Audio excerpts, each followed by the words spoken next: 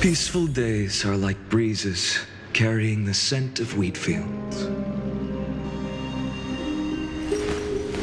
I will walk to...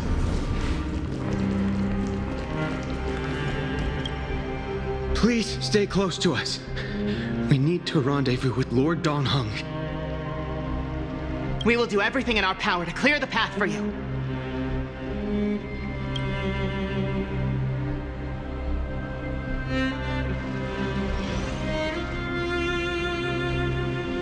There he is! Lord Don Hung! Quick, we must assist him!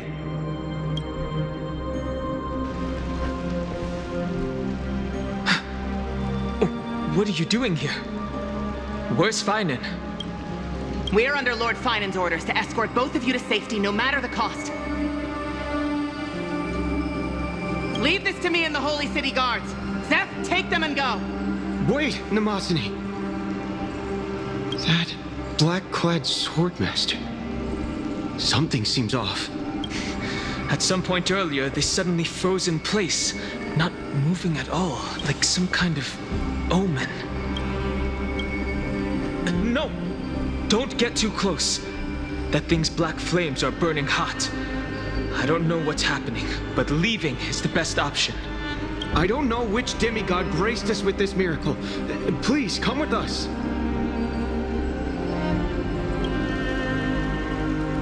Finan, is he going to be all right? Believe in his resolve to save Akama.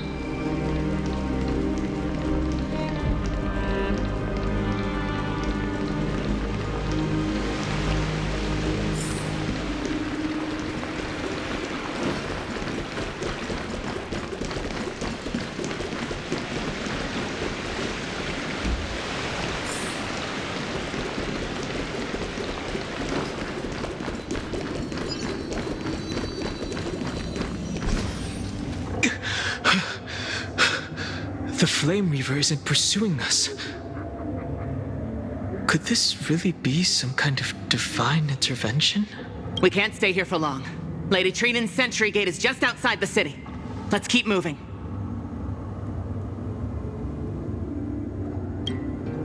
I feel the same. Someone should stay and help Finan complete Aranova. For now, let's get back in contact with the Express and plan our next move. That's the safest course of action. We need more information. On that note, I have a proposal. Who's there? I hope to convey a message to the two nameless. Mr. Screwlam? Who are you? Stand down. I order you to maintain a distance of 10... It's okay, guard. This one is not our enemy. It has been a while, nameless of the Astral Express. I'm glad I arrived in time to stop that black-clad one from harming you further. So it was you. It was fortunate we found you in time. Madam Herta and I were both quite relieved. You two know this anti-Cathiran? Does he come from the same people as Counselor Lygus? Don't worry, guard. This gentleman is an ally of the Trailblaze. Would you mind giving us a moment to speak in private? Of course. We'll wait nearby. I fully understand your situation. For now, the only thing I can do is temporarily freeze that black-clad one in place. Time is limited, so I'll keep this brief. The place where you stand, Amphorius, is a world constructed from data and memoria, an experimental field of a certain eon. And now, this isolated sandbox world is rapidly falling into a third path. Destruction. Destruction. Conclusion. If Amphorius continues unchecked on this course, a Lord Ravager will complete its evolution and metamorphosis, and emerge from the surging tides. The cosmos as we know it will suffer irreversible consequences. The disaster that this Lord Ravager intends to trigger may be far more severe than the Law Fu's Stellaron crisis, because its goal is the Eon of Erudition. Putting aside the complex details of the inferences involved, I have a request to make. For one of you nameless to stay behind on Amphorius, acting as an informant, in order to prevent the wrath of destruction from ravaging the cosmos. This world is enveloped in a firewall that defies explanation, and the flow of time here is also different from reality. Madame Herta and I can only tear open a gap and project images inside. However, the accidental crash landing of the express car notwithstanding, both of you were able to successfully land here. There must be some principle behind this we have yet to fully grasp. It will take time to uncover the reason. Before then, if one of the Nameless is willing to stay and witness the fate of this world, or to push it along when necessary, it would be of great assistance. Mr. Screwlum, I believe you. So I only have one thing I'd like to confirm with you. As Amphorius is already facing its end, how can we guarantee the safety of the person who stays behind? Look at this, if you would. This curio is called a chronocognitive anchor. The two of you may view it as a kind of space anchor in the world of erudition. As long as you carry it with you, your individual data structure will be protected and will remain unaffected by the influence of digital tsunamis. When required, it can also serve as a bridge for communications between the internal and external world. Of course, it is not curio with unlimited uses. May only be held by one person. The connection being interfered with. Decide quickly as possible. 2 final messages. 1, the Intellitron named Ligus, possibly the primary culprit behind everything. 2, Herta discovered a clue. Miss March has already been drawn into Amphorius.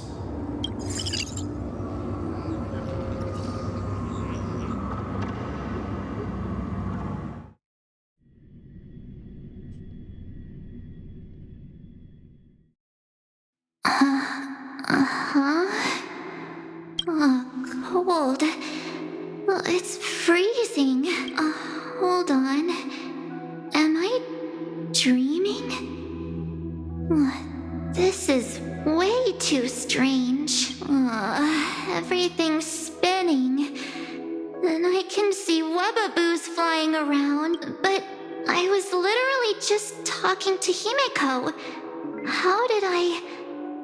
that's it. He warned me about this place right before Klapoth glimpsed him. Oh no. Have I accidentally walked onto some weird path? Have I done something crazy without remembering? Unless forcing Pom-Pom into new outfits and borrowing Mr. Yang's shoulder massager counts. Hold up. No way! Stepping onto the path of elation can't be this simple, right? Child of remembrance, step forth into the depths of the path space. Who's... hey! Cut it out! If you're there, just come out and talk, okay? You're freaking me out. I can't even think straight. Hold on. Is that a gate? Cast aside your fears. Step forward through the gate of memory. The voice. Is it showing me the way out?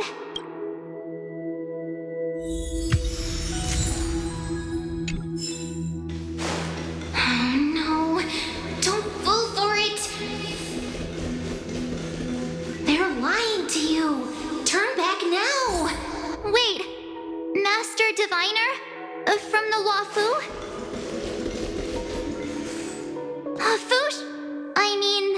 Master Diviner. And you, Miss Messenger.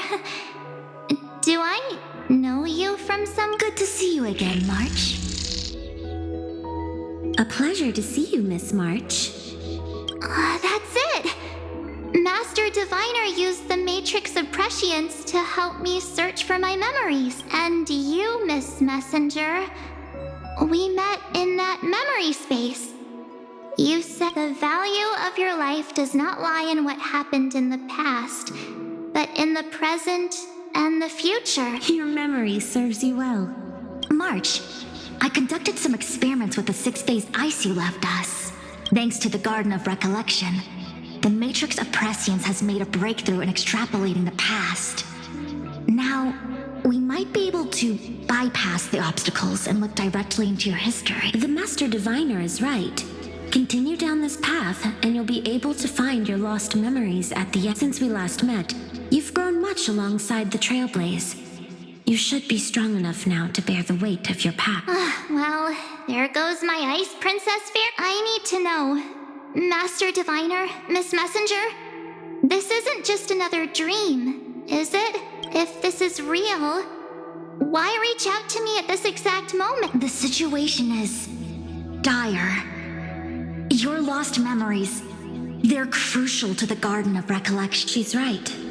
The Garden of Recollection's existence hangs on your memory. The Garden of Recollection. You may not want to sacrifice anything to preserve the garden for now, but in time, you'll understand. Your destiny and the path of remembrance are extremely closely intertwined. Now go. So, I just walk through that gate? This way, March. Your past awaits beyond the gate of memory. Stop! They're just mimicking people from your... Don't let those bad people deceive you! The gate. Now it's... you... hey guys! What are you doing in a place like this? March! There you are. Finally. The trailblazing journey just isn't the same without you. Traveling's no fun without you around. Well, duh! What's Team Trailblaze without its... Wait a sec. You might look like you two. We understand your confusion. The Garden's allies helped us establish this Neuralink to reach you. The Garden's allies? You mean Miss Black Swan? Yes. She helped make this... Keep going, Mart. Find your past. Wake up and travel with us again. That sounds really tempting. Finding my past and continuing to trailblaze new worlds with you? Trust in yourself, March. It's gotten us this far, hasn't it? Follow us. Let's go through that gate together. Step into your past, March. Find your true self. Lift up! Slow down!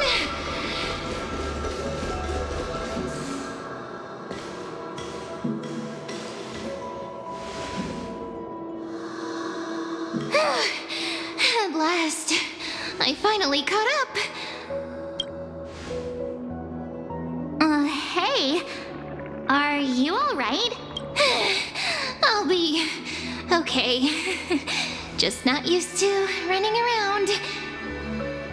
Say, March, got a moment to talk before you... Wait, that was you? Pushing the gate away? Sending those warnings? Yep, named Cyrene. It means ripples of past reverie. Easy to remember, right? Wait a minute. We actually look quite alike, don't we? Yeah. Your pink hair is just as eye-catching as mine. And we're both bright, pretty, and positive girls. Talk about coincidence. Wow, you're quite the smooth talker. But I can't disagree. Wait, you know my name is March? Have we met? No, but I've witnessed your story through those memories just now. It's incredible, really. We might have more in common than you think. I I know exactly what you're going through, which is why I don't want to see you exploited or hurt. You know what I'm going through?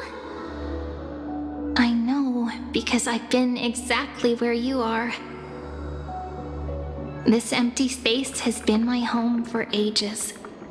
I barely remember what time feels like anymore, but there's something I'll never forget. Trust me, that gate won't give you what you want.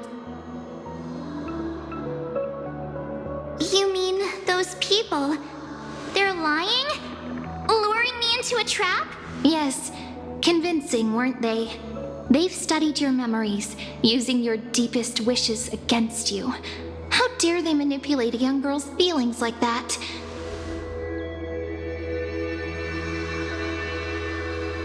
If you go through that door, the worst case scenario is you'll become their pawn, losing control over your own fate forever.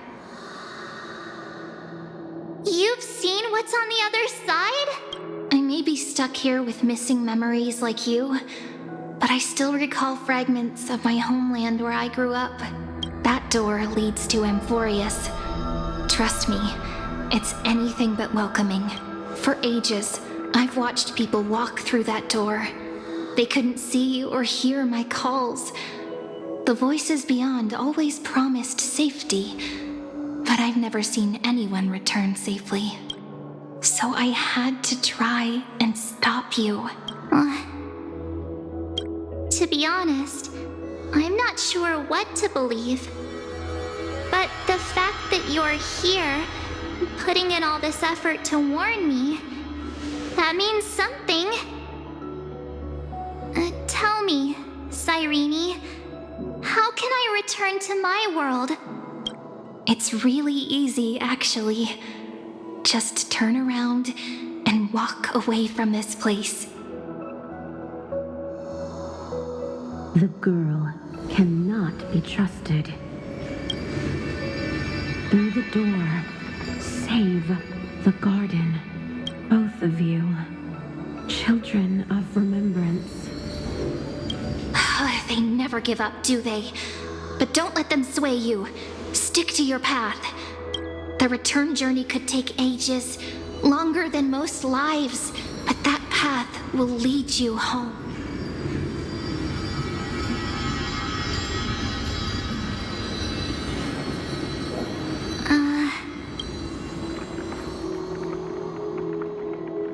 Thank you, Cyrene. I know what I need to do. I'm going through that gate, into Amphorius. Wait, what? Don't worry. I believe you.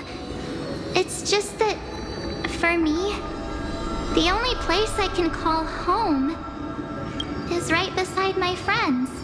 Two of my closest friends are already on their way to Amphorius.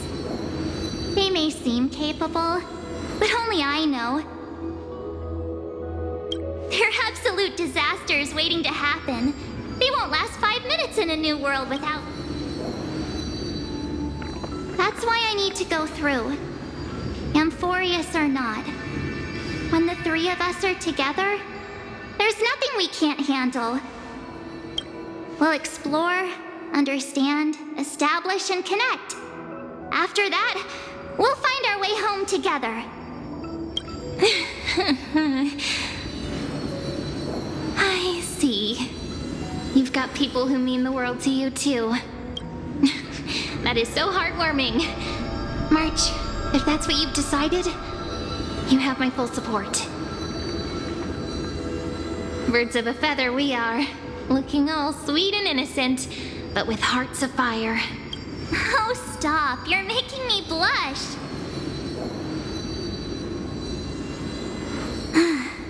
Well then, I guess this is it.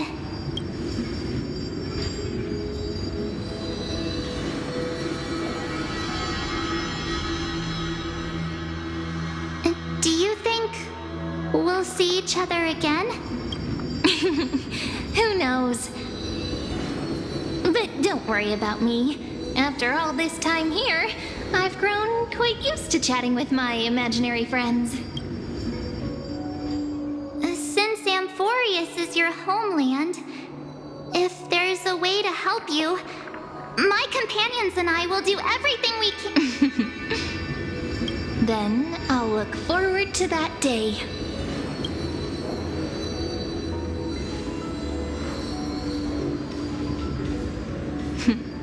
Your story awaits, March. Make it an epic one.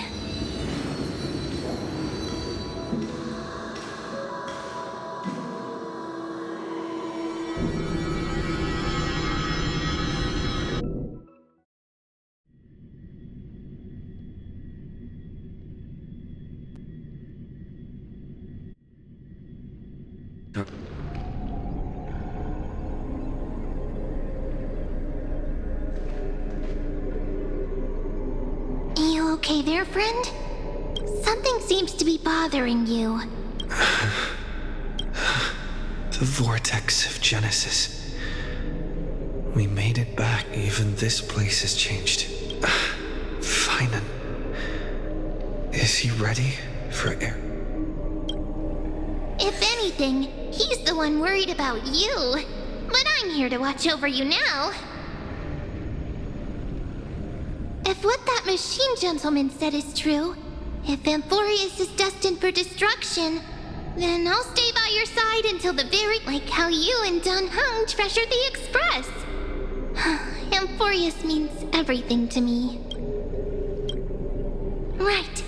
Time to see the last core flame restored.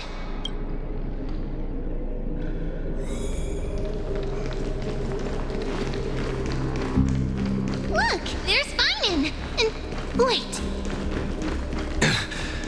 Lycus? And you, Lord Finan, will wield that core flame to bury this ancient world, plunging everything into the gray None of that matters now. This brutal, flame-chased journey has stripped away my delusions. I know the future is in some peaceful paradise with gentle west winds, just waiting to welcome us to step in. If what lies ahead is a mass of chaos, I shall cut through it and usher in the first ray of blazing sun. Is it truly you? with one last chance to turn back. You still step how befitting of a trailblazer. As it happens, I find myself thinking the exact same. As our world nears its end, the ones who walk the infinite paths have embraced their destiny. As the Theoros, it is my duty to witness the world's future and oversee this final core flame ritual on their behalf.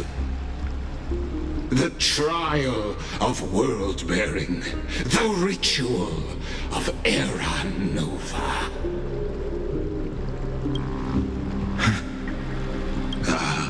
I see. So you met my kindred spirit before I could erase his Partner, what are you saying? I've had my suspicions. How does a native Antikytheran know so much about repairing vehicles from beyond the sky? Lord Lycus, how much do you truly know about Era Nova?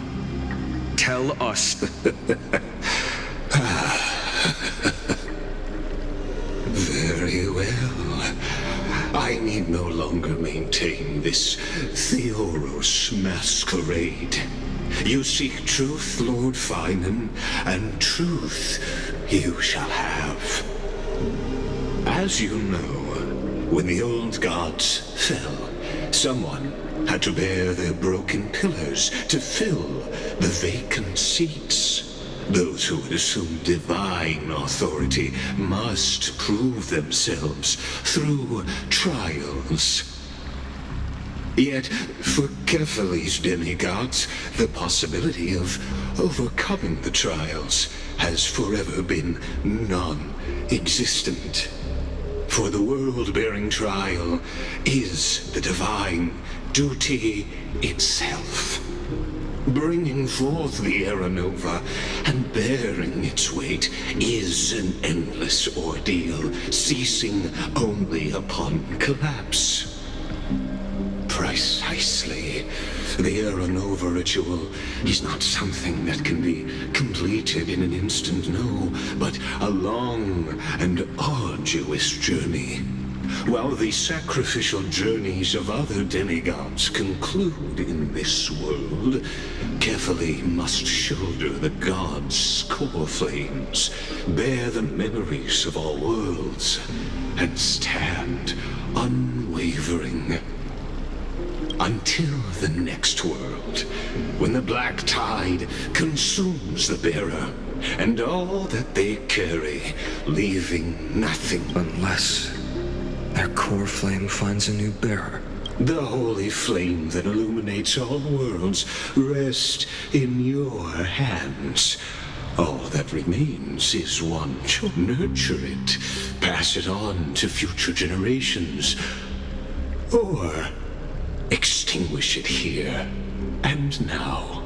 Deliverer, the fate of all worlds rests in your hand. Enough testing.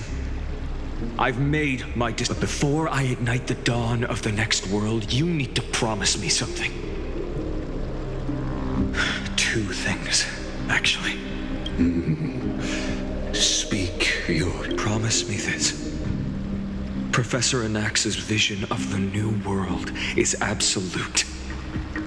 The world will be reborn from my memories. All souls, living and dead, will return as the first humans, unchanged from their past lives. And my friends, the fallen demigods, they shall transcend the cycle to become new titans. Our heroes shall not have died in vain. Of course. This I can guarantee. Good. The second one. Promise me that the Trailblazer can return safely to his homeland, unbound by Amphorius' laws. My apologies, but I cannot promise this. As you mentioned, he now bears the Time Titan's authority. His bonds with this world run too deep.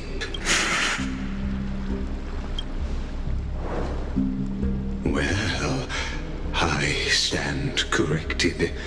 An outsider like him does have ways to defy destiny. Thank you, my friend, for everything you've done for this world. Though the next world may not remember, I shall never forget. As the Theoros, I declare, Amphorius has determined her path. Step forward, heroes. Follow her path and see it through.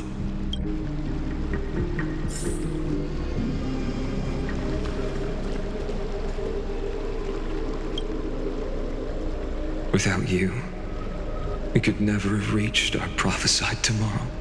Thank you for walking this path with me. Behold, oh gods, Amphorius at the Radiant Soul has arrived, having walked through the bustling nights, bearing the golden fire and blood, stepping with pride into... He is the pure child, walking upon the path of yesterday, today, and tomorrow. He is the first to be born, first to be named among the nameless. Eternal in form, limitless in reach. He treads the endless night underfoot. Greatest of kings, protector of the displaced, raising humanity's children above their adversaries. The firmament of molten gold courses through his very bones and flesh. The greatest of schemes reveal against his breath and words.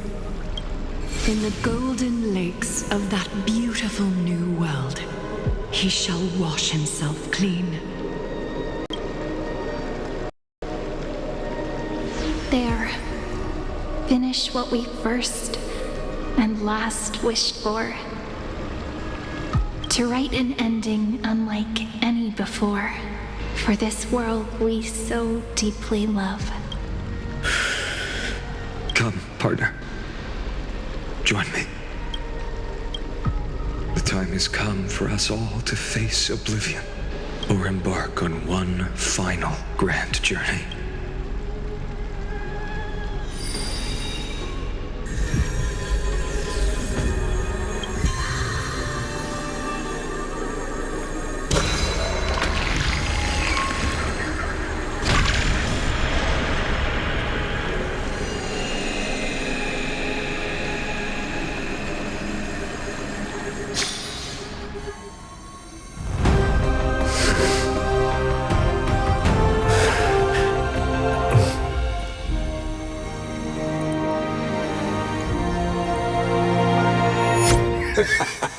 What a magnificent and epic adventure. The hero's journey reaches its end, and the truth behind the Aeronova is about to be revealed. Is that truly the case? Here, as the Theoros, allow me to humbly request that you find a moment to listen to what I have witnessed. This is about the nature of Amphorius itself. A story of the prime mover of life. My, what a broad topic this is. Where shall we start? Got it. Let's start at the very beginning. The Big Bang, the birth of particles, the emergence of all things. Just kidding. What I mean to say is that time, space, matter, all concepts exist solely because we perceive them. This is called the erudition. Without it, the universe would merely be a chaotic book written by chance, yet unread by anyone. As your acquaintance, Lord Anaxagoras, suggested, everything in Amphorius exists through new spores, living in the memories of those yet to come. Oh, how beautifully it aligns, revealing universal truths in such simple terms. Only he could solve the riddle of what exactly are we? Oh, but you'll remember, even as the embodiment of reason, one mystery remained beyond his... If that is the case, whose memories did the very first new spore sprout from? As sages across ages have asked the gods, what is the prime mover of life?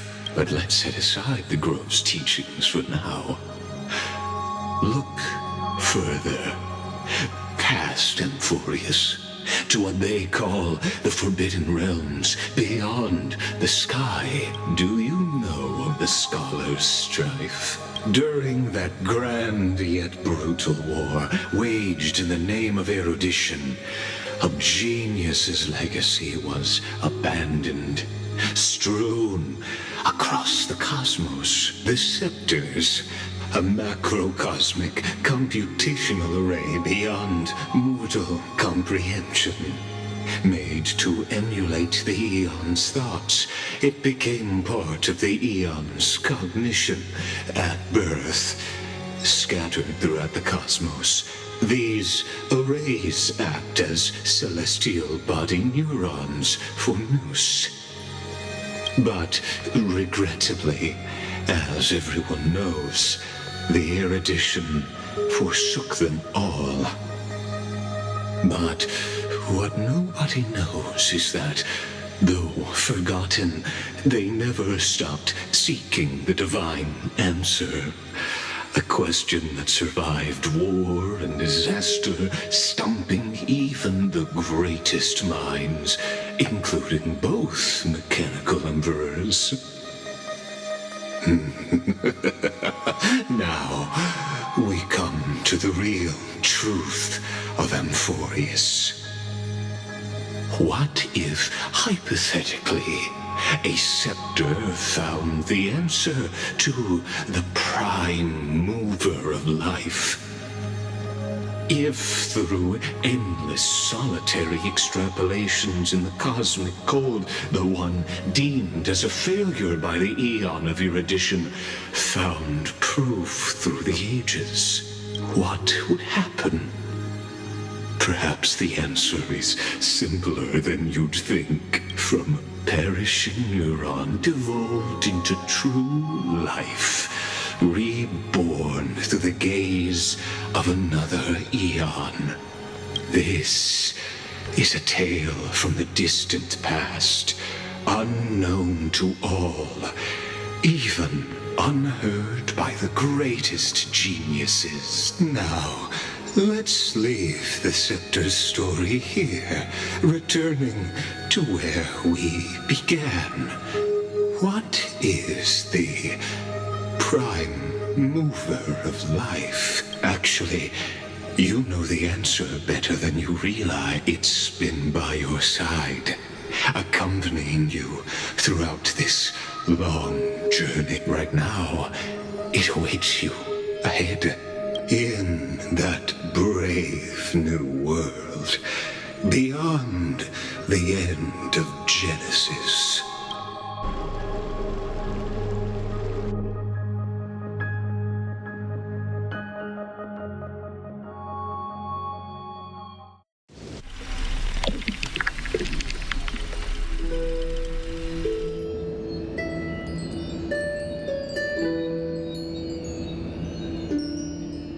Take this wish with you.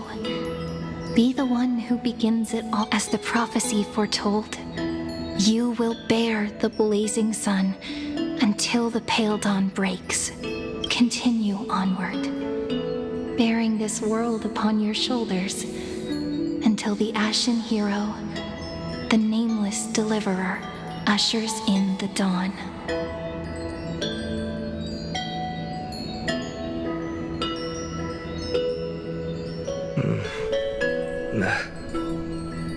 Such an odd dream. Strange. Like I've dreamed this before, but it all slips away when I wake. Only a voice remains. Who was that?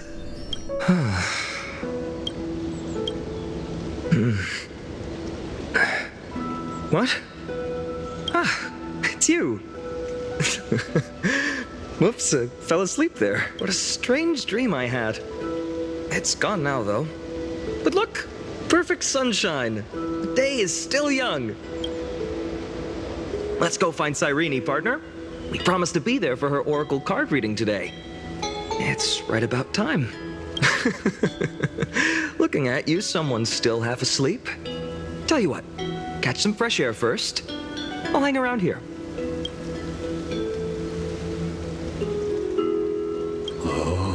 Beautiful, isn't it?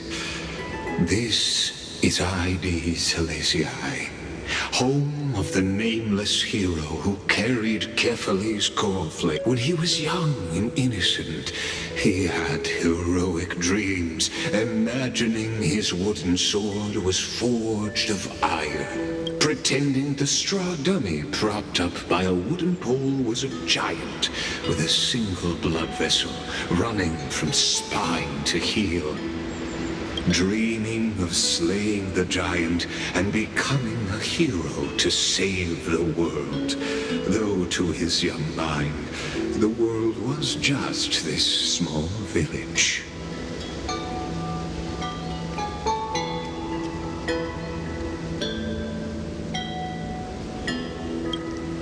What you witness is the start of his path to a new world.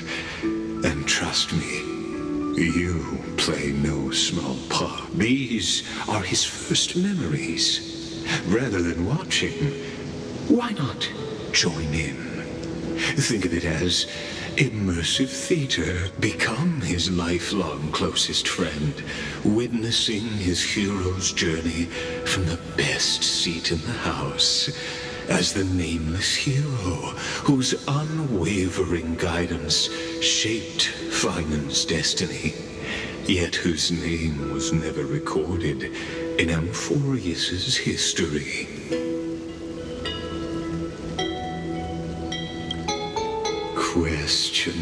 Questions.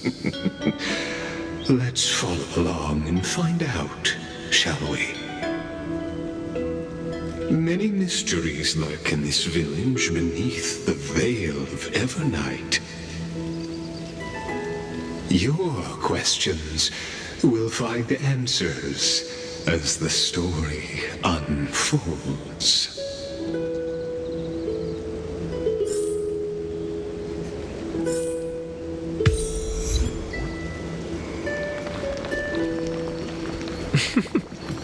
All awake now? Great. Let's go see Cyrene. Finan! Show me how to use a sword like you do! Hey, Finan! Where are you headed? No Cyrene today? That's exactly...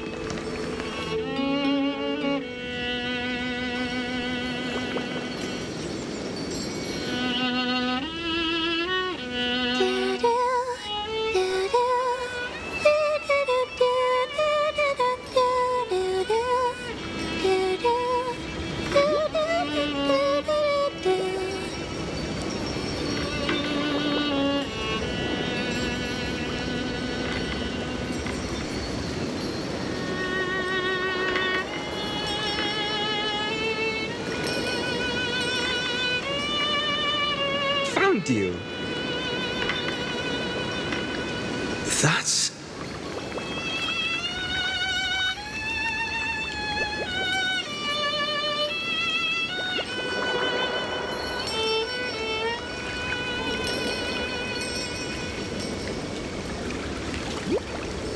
Goodness!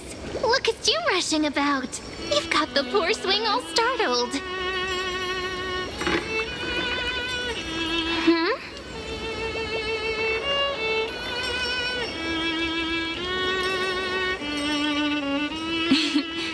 It's that deja vu. Something wrong? What do you see? Oh, nothing much. Just suddenly felt a strange connection. Look at you, leaves in your hair. Were you sleeping in a tree again? Or was it the wheat fields this time? At least brush yourself off before wandering around. Come on, I'm not a kid anymore. You're the only one who still treats me like one. Sure. You may have the height advantage, but when it comes to maturity, I'm leagues ahead of you. Still fantasizing about being in heroic adventures and imagining yourself as one of the characters? That's the kind of thing kids do, not grown-ups. Don't you agree? And since you're playing along with his antics, who are you pretending to be today?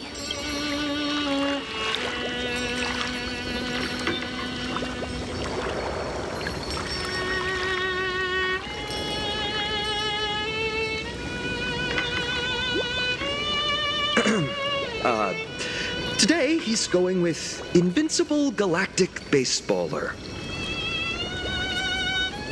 Switching roles again? What happened to being the valiant hero from a distant shore who made that solemn pact to learn the sword? Spare me. Can we not bring this up? Speaking of which, what about those oracle cards? We haven't done divination in forever. Why the sudden interest? I was just about to tell you. Earlier, while napping on the swing, I had the strangest dream. There was this mysterious voice in my dream calling out for something. Wait, you had that dream too? Yes, you too? That would explain this lingering sense of unease, which made me think of those old oracle cards I used to play with as a kid. Though the Ornyx prophecies were always hit or miss. Yeah, all the kids would get so excited drawing cards like ruler or warrior, but throw fits over devil or drunkard and demand a redo. If you just redo it when you don't like the result, what's the point of divination? The blessing of childhood. Believing the gods might not notice our little corner of ID Silicii, willing to let our small deceits slide. Still, fate is absolute. After all, we never really know just how far into the future the prophecy extends. Anyway, let's go to our old secret base and look for those oracle cards.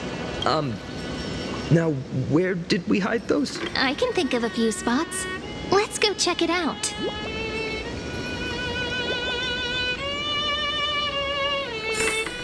In a village this size, I bet all our childhood treasures are exactly where we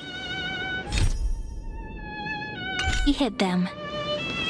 Mm-hmm. Time must be keeping them safe for us. Well, those were the days. We'd always meet either by that statue in the village or right here. Right? And I remember you never used the front door when you wanted me to come play. You always climbed over the wall. You were such mischief makers, just like a certain someone who has a habit of showing up unexpectedly.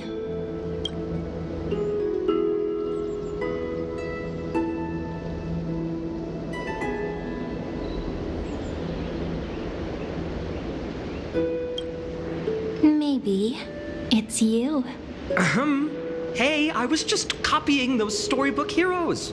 They never take the beaten path. Still, it's embarrassing. I've been the only one here for a while, and I haven't kept up with the cleaning. With so many spots to check, where should we even start? Come to think of it, I haven't checked the roof in forever. Worth a All right, let's split up. I'll handle the yard. You check the upper floor. I wonder what the view's like from up there. I wonder how pomegranate Worth checking out? juice will good taste.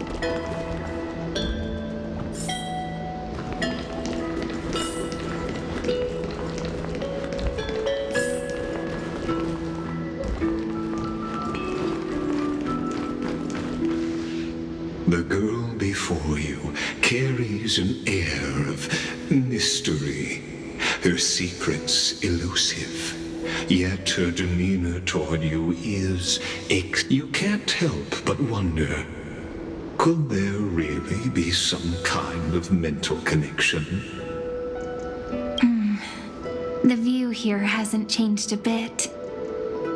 You know, besides the swing under the big tree,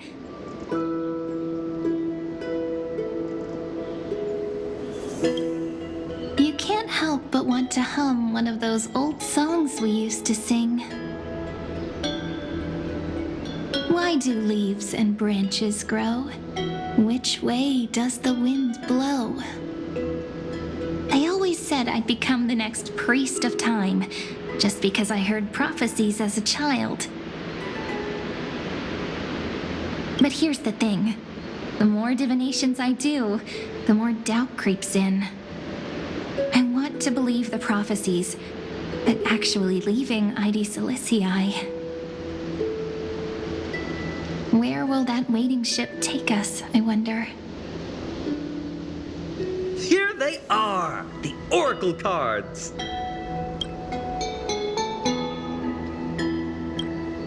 I've captured it all in my heart. This view, and most precious of all, my childhood friends. There we go. Looks like the gods do listen to our thoughts. Here it is! This is the box where we kept the cards. But the cards are gone. Who could have taken them? Huh? What's this underneath?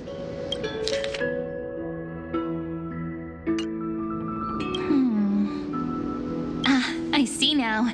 Those sneaky little ones. So that's what they've been up to. The ones from Remembrance Maze, you mean? Yep. Let's head to the back of the courtyard.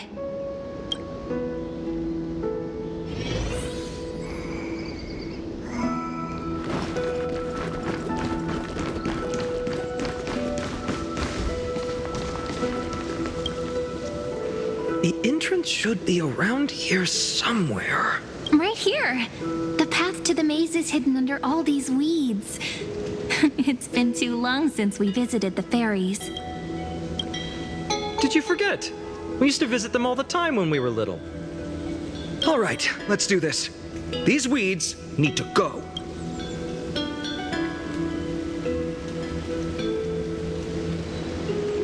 Pretty sure this is it. Should be this way.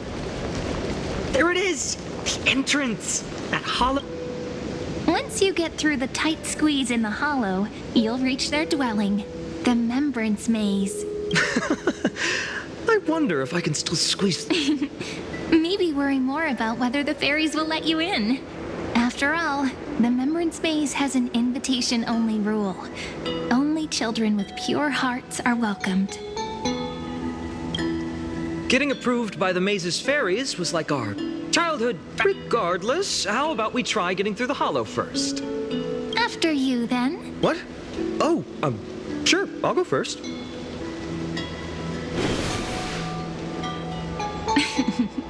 So hasty. Looks like it's just us now. Care to finish that chat? To be honest, from the moment I saw the cute note left by the fairies, my intuition became even more certain. Perhaps when we step into the maze again after all these years, the wheels of fate will finally start turning.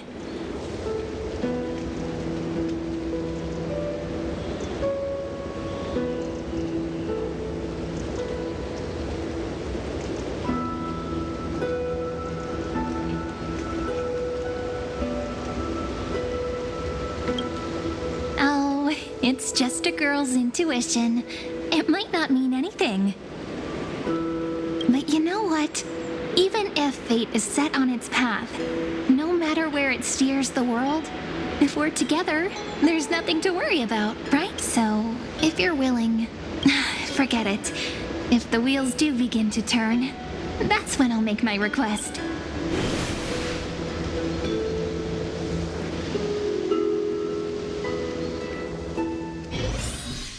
I made it!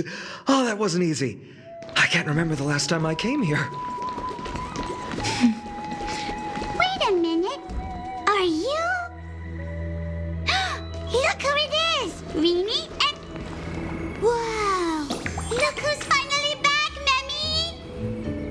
Snowy, you've grown so tall and dashing. I couldn't even tell it was you at... We had to grow up. Sometime. But look at Rini. She hasn't changed one bit. How fascinating. Perhaps I'm like you, Rayleigh Mem. Just another fairy of the maze.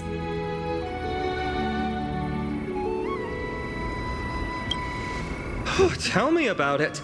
It took me forever to get all their names straight when I first came. Dolly Mem, Rayleigh Mem, Mealy Mem, Folly Mem. I've missed these cute little troublemakers. We used to gather around the fire, singing and dancing, imagining all our future journeys. Without coming back here, those memories might have faded away entirely. Oh, how good you, Snowy. You swore you wouldn't forget about us. But you were gone so long, you almost did! Oh, he's just copying those bards from his stories, being all melodramatic. He couldn't forget about you all, even if he tried. Actually, we're here for the oracle cards. Have you seen them? Oh, the oracle cards. Right. The chief asked us to get those. Chief? You mean Dolimem? What do they need the cards for? If they want a reading, they could just ask me.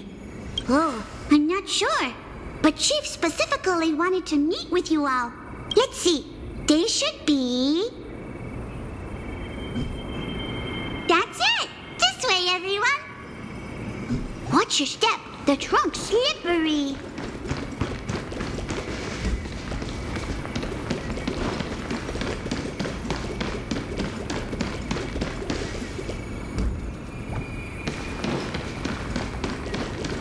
Chief! Reenie and Snowy have returned! Why do leaves and branches grow? Which way does the wind blow? In Remembrance Maze depths we seek to find the answers future left behind. Welcome back, my dear children. Pink ones? That's strange. I don't recall any pink fairies in the Remembrance Maze. Have you seen any, Chief Dolimem? Oh, Chief, you haven't changed a bit. Still so full of life. Oh, no need to fuss, my child. You haven't forgotten, have you? As long as our songs are sung, the children of the maze will live on. Just as our paths stay forever linked. Here, take it. I'm sorry I had to resort to such methods to bring you here.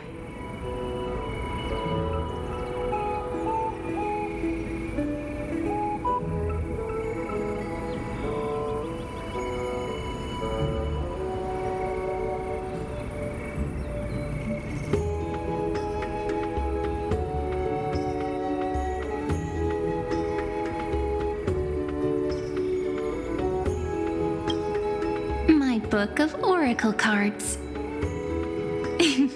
Thank you for keeping it safe. You know, you can always just ask if you want me to divine something. Still, bringing us here like this after so long. Is something wrong, Chief? Yes. The Veil of Evernight whispers to us once more. It tells of a new fairy who will soon enter the maze. Indeed, every time a new fairy arrives in the maze, it means that beyond the veil, in the vast lands far from Ides Elysiae, a great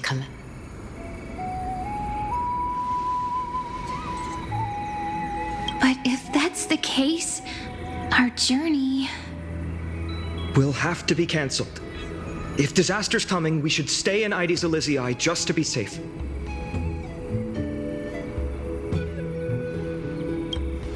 We weren't planning to be gone for long. Just enough time to hone our abilities.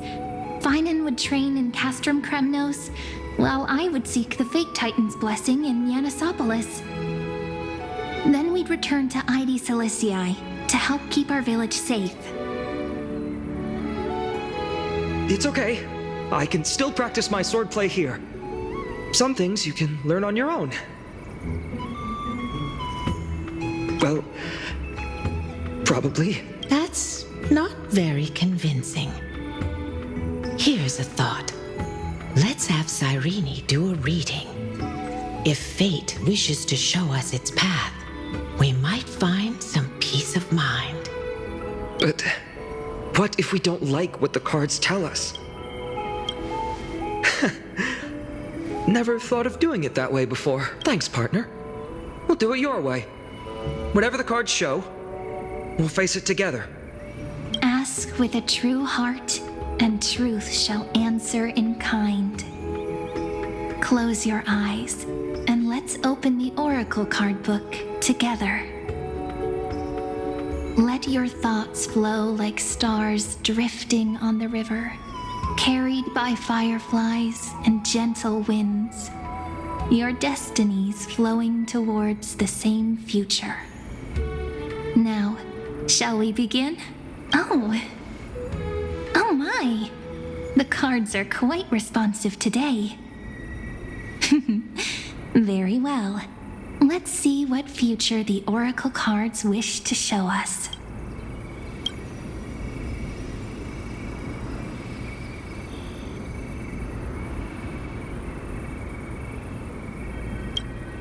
This is the Gatekeeper, who guides people to their true path among myriad passages. We have surrendered our countless senses, dedicating ourselves to the sacred whispers within the temple. Wait. It almost feels like I can hear the echoes within a temple. And are those children singing? It feels overwhelmingly solemn, yet strangely comforting. Behold, the Weaver. It connects the romantic threads of the chrysalis of gold, weaving all destinies into golden silk that flows toward the most brilliant, magnificent future. The dance of thread and blade set the stage. So shall it end as gracefully as it started. Such elegance. The Gold Weaver must be of noble birth, such high standing. I doubt someone like me could ever reach it. The ruler stands for discipline, authority, and glory, but frequently also points to isolation and warfare. Even should you pledge your loyalty to me as the last sovereign, the glory shall be mine and mine alone. He who has slain a king can no longer bear the title. Let the withering lion walk his last path alone. Is this showing us a ruler who forsook their people? Stories of such bloodshed like this feel so different from Heidi's Elysiae. But they sure can stir the imagination. Ah, the Traveler, our little trickster, always hiding behind other cards, disguising itself. What a rare catch. Over here! Or perhaps here! Gotcha! You'll have to be quicker than that. A teasing voice. Just like a child playing hide and seek. Surely only a master of mischief could pick up this card. This card, the Servant, is surprisingly light, bearing the cool scent of Antilla flowers, just like starlight. It symbolizes new life and hope, yet often brings to mind struggles, sadness, and loss. These precious flowers I care for with my own hands. Are they destined to bloom only in death's embrace? It sounds so solemn, yet tinged with an inescapable sorrow. The humble healer may seem gentle in hue, but its courage matches any other, strong enough to melt even the coldest ice. I will do my best to help you mend all fractures and let sunlight shine on every corner of the world. Make a pinky promise with me. No more going back on your word. Hey, this card really speaks to me. It makes me want to protect as much as I possibly can. Still, protecting everything, everywhere, seems like a dream. What amazing power would you need for that? Behold the Scholar, bearer of many names, the Grand Magician, the Great Performer, the Eye of Wisdom, and the Defiler of Circes. Oh, there's just one card. With all those titles, I was expecting a whole deck. A Dromus draped in finery will suffice. It's succinct enough to best summarize my true nature. Wait, what's with that condescending tone? It's almost as if it knows what we're about to say. The Deliverer. According to the tripartite prophecy, This card means absolute harmony and perfection. In fact, it's the only oracle card without a dark side. What, no divine whispers this time? Oh, silly. This is simply the card you drew for yourself. The sleepy village of Ides Elysiae, in just one fleeting moment, welcomed an array of legendary figures. The Weaver, Gatekeeper, Ruler, Traveler, Servant, Healer, and Scholar. Their stories and wishes showed the village boy glimpses of a world larger than he'd ever imagined. They brought tales of raging battles, of cities crowned in holy light, and of wonders beyond his understanding.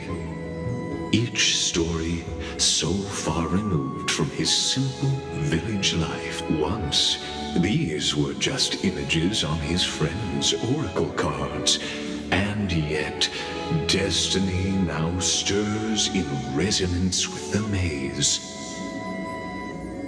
And now, they are right in front of one's eyes. The Deliverer? This card... Ah, my child. It seems you're destined to bear the wishes of many, to answer the world's call. Bear their wishes? Yes, just like Kefali, standing eternal atop the mountain. My parents... they only wished for me to grow up... well, to help around the village. Stay out of trouble. Mrs. Pythias wished for more books in her little schoolhouse. Wanted us to all learn and grow. And little Piso, he wants to grow up strong like his father, to become a hunter. Is that my purpose? To fulfill their wishes? Perhaps. For a true deliverer, such wishes are but droplets in an ocean. After all, Kefali bears the weight of the entire world. Right. How could any human possibly measure up to a Titan? I wonder too. Perhaps... What's this? What you see are futures written in the cards. Or rather, the people you'll meet on your journey. Sometimes, fate can guide us when we're lost. Let's consult fate itself. Maybe then we'll know why we must take this path and learn just how many burdens one must bear to become a true deliverer.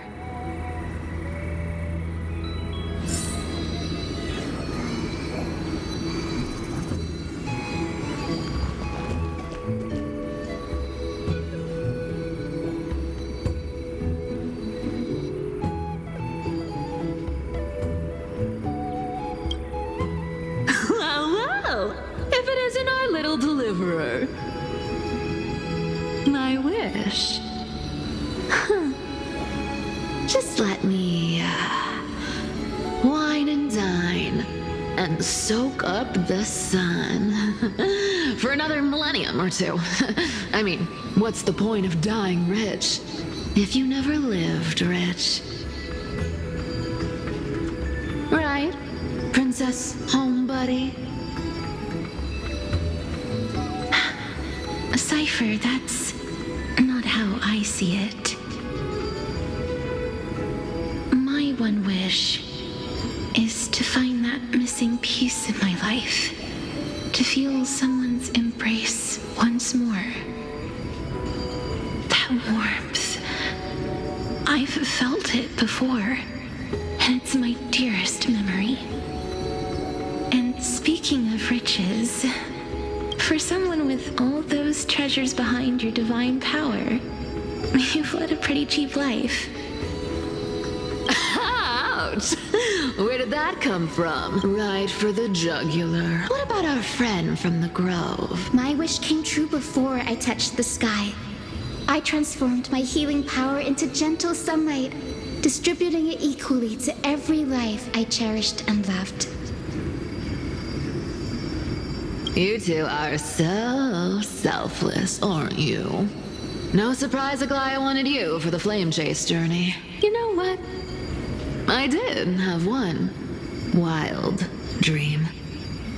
To know what it feels like being born a noble lady, drowning in riches. Just think, if I traded places with that seamstress, me in the mansion, her on the streets.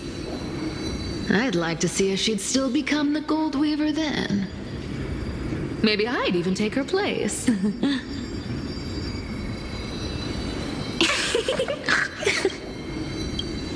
Doesn't sound like an easy task. Warm embrace, equal healing, and perhaps living free. They're all wishing for a kinder world in their own way.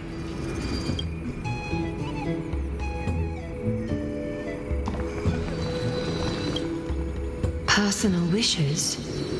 I have none. Only the Aranuva matters. The world's rebirth. Yet, if I am to weave a new era, then it may be one where kindness and her cleaners shall never tread. These crawling parasites have no place in Akama, especially not under the deceitful claim of human rule. That noble lady? The way she speaks, it's like ice in my veins. Huh. Not exactly the warmth I'd expect from someone selfless. Teacher, perhaps you could share your wishes with us. Oh, Snowy. You want to know about I wish to meet Trian again. In the sea of flowers where the west wind ends. And Aggie, I want to see you shed that golden thread cocoon around your heart. Just once more. Smile at us again like that bright-eyed girl in white who stood before the Yanisopolis temple. Finally, I pray that the footsteps of lost souls no longer wander aimlessly. Instead, replaced by the bright songs of prayer. Are we wishing for too much? Well, let's say these 3 wishes represent Trian and Trinan too. Those wishes are truly wonderful. They even stir something deep inside me. Then we can rest easy. Because only you can make these wishes come true. Only me? Mark these words, Snowy. See you tomorrow.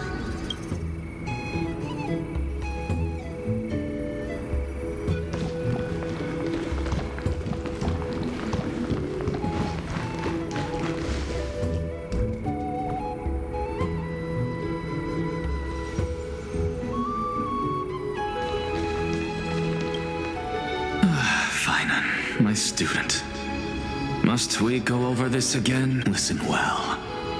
I detest the word wish. It reeks of mortals crawling before their god. My life's work is done. All that remains is for you to take the final step and prove the ultimate. I, Anaxagoras, shall become a god of the new world. Through irrefutable logic, I will prove that mortal wisdom can achieve divine greatness. Isn't he, a little... I mean, I just daydream about hero stories, but he's fantasizing about becoming a titan? Well, that's something. Could I ever be that sure of myself?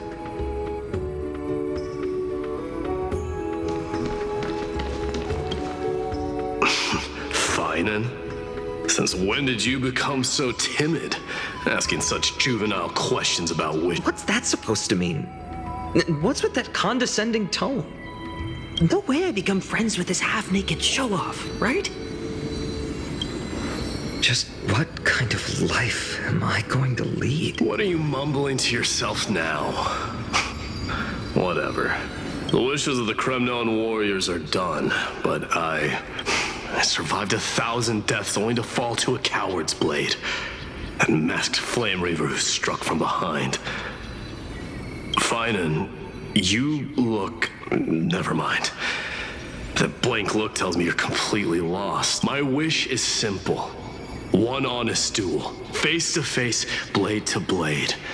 Then I'll strip away that mask with my own hands. Nothing but violence and vengeance. This person's wish is nothing short of brutal. Still, those eyes burn with the noble pride I've read about. This wish, I shall not forget.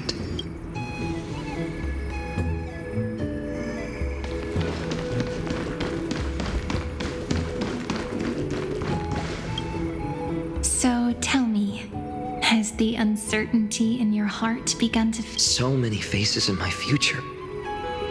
Still, why would fate choose to show us this? What's weighing on your mind? Didn't you say disaster would strike Amphorius? If so, shouldn't Cyrene and I stay in Ides Elysiae? How could we possibly meet all these people? That's wonderfully optimistic. Cyrene, may I have that deliverer card? Of course. But why? Although those voices, visages, and wishes may seem far away now, I can't ignore the sense that something is calling me, bidding me to take a hold of it. Maybe its true weight can only be known once it's in my grasp. In that case, accept this gift. Oracle cards carrying time's wisdom, blessed by Orynyx. May they journey with you, become your memories, and spark rippling waves of change in times to come. I'll hold these words close to my heart, but now that I'm holding them, they don't seem all that different from ordinary playing cards. What? What's happening? Everyone, we've got big trouble, Mimi! Burning, smoke everywhere. It's all coming from beyond the maze. What's going on? It's here. The seeds of disaster have already taken hold. Sooner than we had foreseen. This time, not even the veil of Evernight could shield us. You mean Ides Elysiae will be swept up in the prophesized catastrophe? I'm afraid so. My children, take shelter in the Remembrance Maze. One step outside, and this horror will consume you. But my parents, the whole village. You're right. Chief, what are we truly facing? Is this the power of a Titan? This is beyond any Titan. Beyond any danger you could overcome with strategy alone. It's an unspeakable horror that twists all life into abominations that never bleed nor cry. Even Titans fall to its corruption, burning from within until only empty shells remain, knowing only death and destruction. The Black Tide. That's what this calamity truly is. It consumes all in its path, sparing none but the Remembrance Maze. Not even Titans can? Yes. So please, don't leave this forgotten realm the gods abandoned. You are the first to uncover our presence, and the only two who can enter the maze. We don't wish for you to throw your lives away. Finan, what path do we take? I learned the sword to protect those close to me. If I run now, I'll never be worthy of lifting a... Then we know what we must do. Indeed. Our friend is right. We must take action. Forgive me, Chief, but Ides Elysiae needs us. And as her child, I must act. Very well. Make sure you protect yourselves. With me, Cyrene. Join us, my friend. Even without a sword, I'll take a rake. Even with the roughest steel, I'll keep our home safe. Deliverer. heart's truth extends beyond its mere literal meaning. There's another hidden layer within. Not someone perfect from the start, standing high above, casting merciful gazes upon the world. But one who starts small, from a humble village, expanding their world within step by step, learning to save others as they grow. When we were little, I told him I wished this world would never need a deliverer. Now that wish has shattered. Yet I'm glad he's chosen to walk this path. And all of this happened because you believed in him, friend, shall we? It's only when you're by our side that Finan and that our hearts find their courage. I know you're watching us right now, aren't you, great hero from the future? Oh, such cruel irony. Though destined to bear the world's burden, this boy can never become the hero.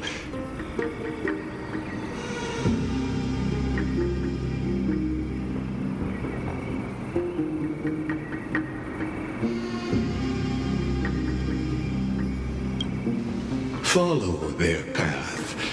Bear witness as this man, forever denied the mantle of hero, takes his first step on the path to deliverance. Watch this memory play out its final act. See with your own eyes how everything began. Then you'll see why his dream of deliverance was always destined to become this world's. A sun red as blood, wheat fields turning to dust, and in the heart of it all, a village. In that moment, the boy stood in what felt like the end of existence. These creatures, they're everywhere. Someone, anyone, where are you? No, it can't be.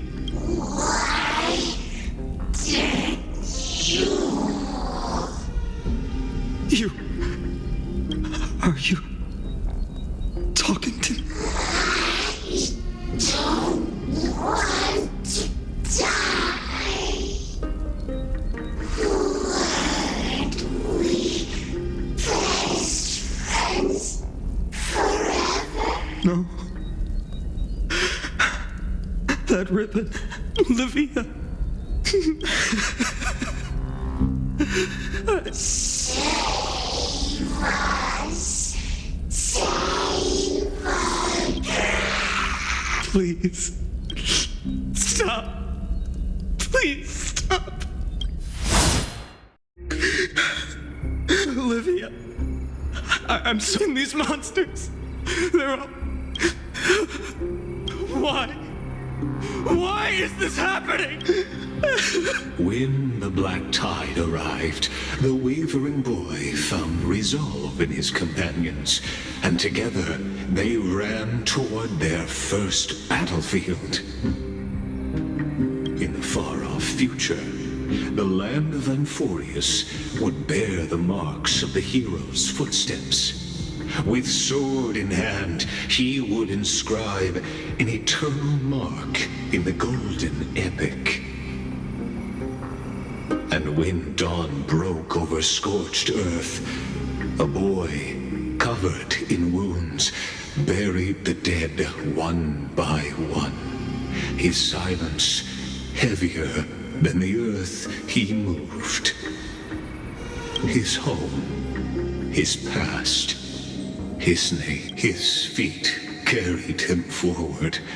Over the pillar of stone, beyond he wandered, without direction.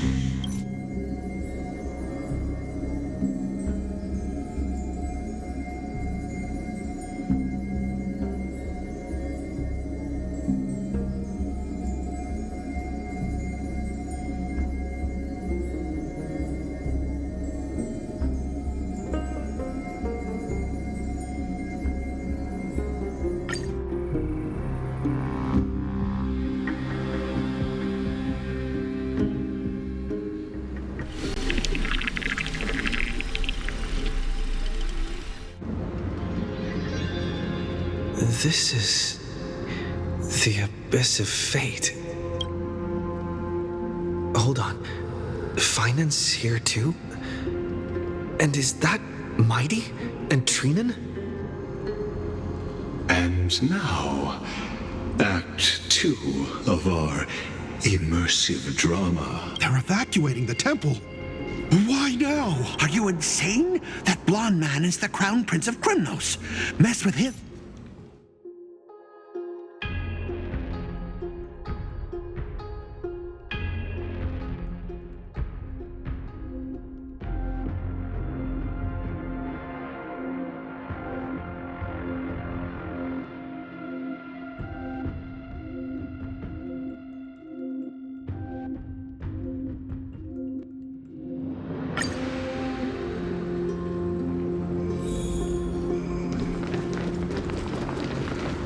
Is this your idea of an honorable duel? Bloodshed isn't the way.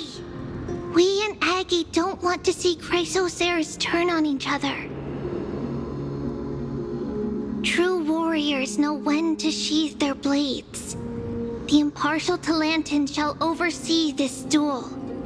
You need only place your offerings upon their scales.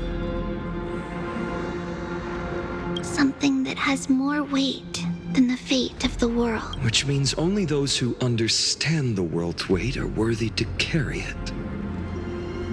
Is this how you plan to test our convictions? Well, Kremnoan, looks like you won't be able to punch your way through this one. It makes no difference. One last chance, new recruit. Walk away and I'll spare your life. Otherwise, come and face me. I'll give you a warrior's death. Hard to imagine they once clashed like this. Holy Maiden, I can't help but feel like a pawn that has stumbled into some greater political game. Every hero was once a child, and every child must grow. That's so. I don't even know why I'm standing here right now. Look at me. Just a common soldier. Since swordsmanship won't decide the winner, Lady Goldweaver should be here instead. My devotion to the Holy City could never compare to hers. What if we told you this duel isn't about winning or losing, but Are you saying that Lady Goldweaver is testing me? every Chrysocer is indispensable to the Flame Chase journey? And you and the Crown Prince of Kremnos are both a part of the prophecy. What the duel marks is not an ending, but a beginning. So, listen to your heart. We wish only to hear your answer. True enough. The voice within has never failed me. It doesn't matter. Spoken like a Chrysocer. Now go, Finon. Your journey. That's right, comrade. It's time for us to teach that proud prince a... Still, on the topic of the... Here we are, at the Temple of the Time Titan. And I don't even know how Cyrene's studies are progressing. We haven't really had much contact since I set out. Still, I hope she's doing well. Anyway, let's go, comrade. It's not every day you get a chance to see Talantan's scales of justice. What's going on? Did he just say Cyrene's studying here? But how is that possible? Wasn't she... Of course, Lycus disappears right when I need answers. Forget it. I need to catch up with Finan first.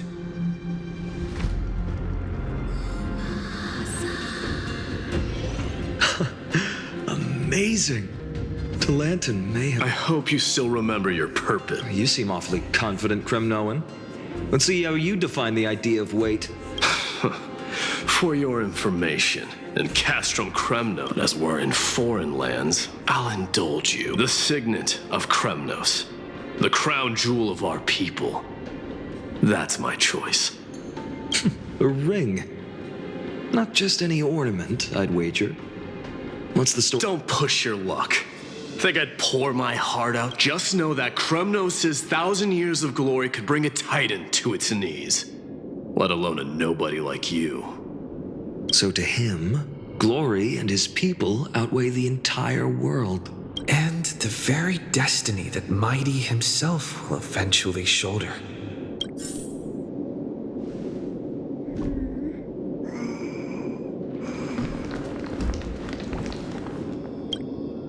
Now this is a tough one. What can I possibly offer against a ring that signifies... Well, comrade, what does your gut tell you?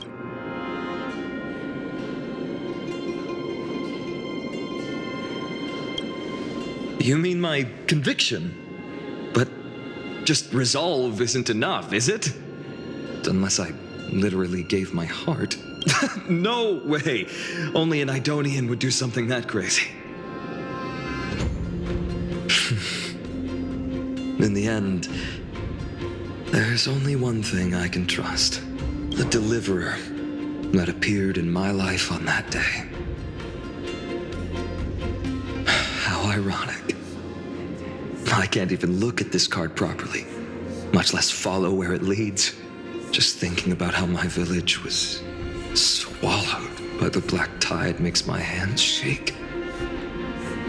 The flames, the screams, my utter failure to protect anyone. Speaking rationally, I know it's not nearly enough.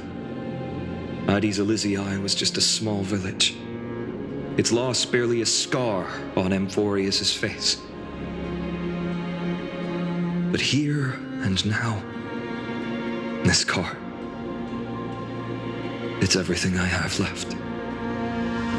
Nothing weighs heavier. Perhaps that itself is the answer. Look, Finan. It's so nice to see you all again. Lady Treenan, Finan. Hello. Seeing you here sure is a sweet surprise. Why so surprised? Could it be... Did you miss me? Cyrene? This is incredible. I was literally just thinking about how you might be here. But I'd never imagined I'd see you this soon. I was supposed to leave with the priests, but then I heard Lady Maiden was with a white-haired young man. I figured it had to be you, so I snuck... That's Cyrene for you. Unfortunately, this isn't a good time for reminiscing. Still playing house? Bull... You get the idea. Quite the hothead. You know, you two just might get along. Don't worry. You already know what the answer is, don't you? If that's your choice, I am with you. I am with you because I remember it all too. The fields of Addis Elysiae, those red leaves, that little swing of mine beneath the tree where I dreamed the sweetest dreams. And those dear fairies in the Memorance Maze. It hurts so much knowing they're gone forever. The pain speaks for itself. Our hometown may have been just a tiny village, but to us, it was the whole world. But that's not enough, Finan. Not nearly enough. Even though hatred can help people grow and turn a boy into an unbreakable warrior, what you need now is victory. You can't just stack the scales with your past suffering. You have to throw the weight of your future onto them as well. The future? What do you... Maybe that was a bit too cryptic for you, but it's actually really simple. Why not have our mutual friend here stand on the scales with the deliverer? How about it? Can you help us?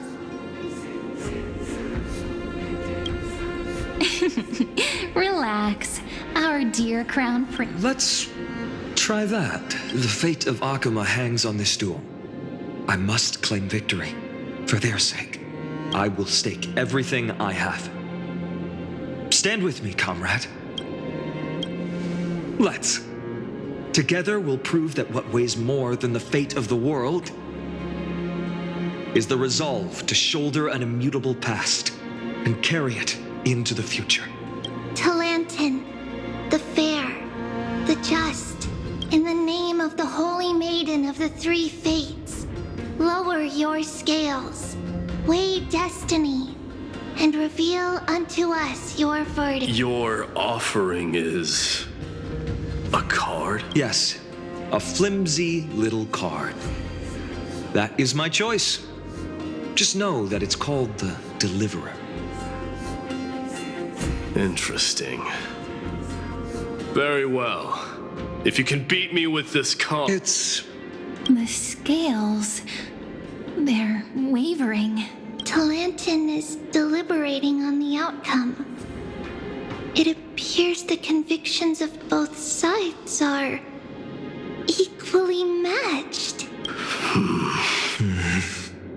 This is suffocating. Like the whole world's weight is on my shoulders. But I believe what my heart tells me.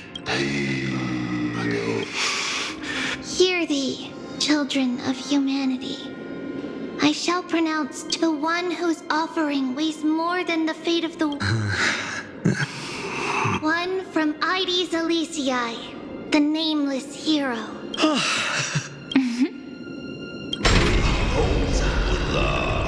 However, heed this. The true weight of conviction originates not from itself, but rather in that which tips the scales. Hope. What's that supposed to mean? I think the Titan means that it's not anyone's personal convictions that outweigh the fate of the world. It's about a wish, one which we all share. You, me, everyone here. What tipped the scales wasn't Finan's conviction alone, but the collective hopes carried by this oracle card. Humanity's desperate call for a deliverer. Yes, even you and your people, Kremnoan. Placing us both on the same side of the scales? Foolish. We Kremnoans are your mortal enemies. Such weak idealism will only get you skewered on our spears. Fine by me. I've never claimed to be the deliverer from the card anyway. I'm a soldier. And if it's my fate to bleed my last on the battlefield, then so be it. I'll fight to my last breath. And on this, I know that we're the same. That's all a hero really is. Someone with that kind of conviction. And the deliverer? Just a sum of all those heroes. A brilliant explanation. Just as prophesied, on this day, the final two heroes shall join the flame chase journey.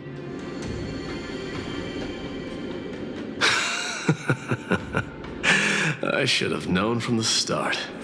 They all say Lady Goldweaver is quite brazen, but you're the first to even imagine that prophecies could persuade a Kremna. Oh, I have 1,000 ways to tame a lion.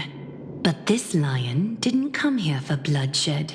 The Kremnoans far outmatch Akama's forces, yet we haven't lost a single soul.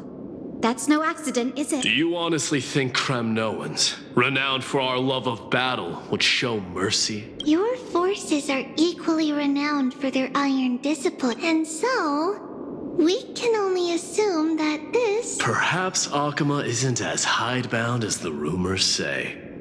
You grasp the true marrow of power more clearly than those else. Now that the wheels of fate are turning, what finer way to celebrate this fortuitous encounter than a feast? Follow me, brave Outlanders. Heroes of this world are as countless as the stars. And at this moment, we find ourselves gathered here by the light of the flames of history shall remember this moment. The prophesied Chrysos heirs now stand assembled, heralding a new dawn for Amphorius. You must see now how different this is from the flame chase journey you traveled.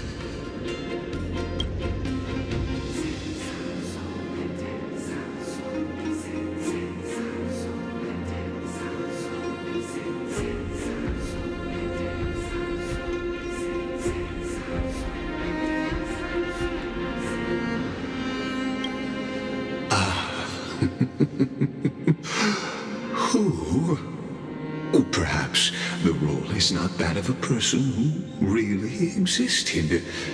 Notice how only 2 particular individuals seem aware of your presence. Patience. We're approaching the final act. These are, as I mentioned, his first memories.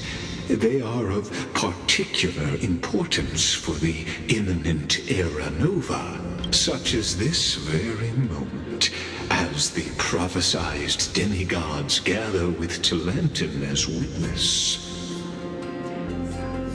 This is a moment calculated by the gods. What comes after is no different from that which you already know. Some join, others leave, while flame chasers bear their faint light forward through the long night. Ah, come, come. Your seat awaits. After 13 heartbeats, our heroes will be ferried to the final scene.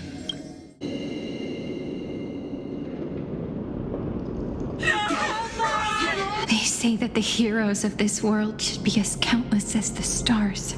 Yet now, we're the only ones left standing. So, in the end, the black tide still swallowed everything. The West stands protected by mighty Scripnoans. It will hold for the time being. Professor Anaxa deployed wards in the north and east before.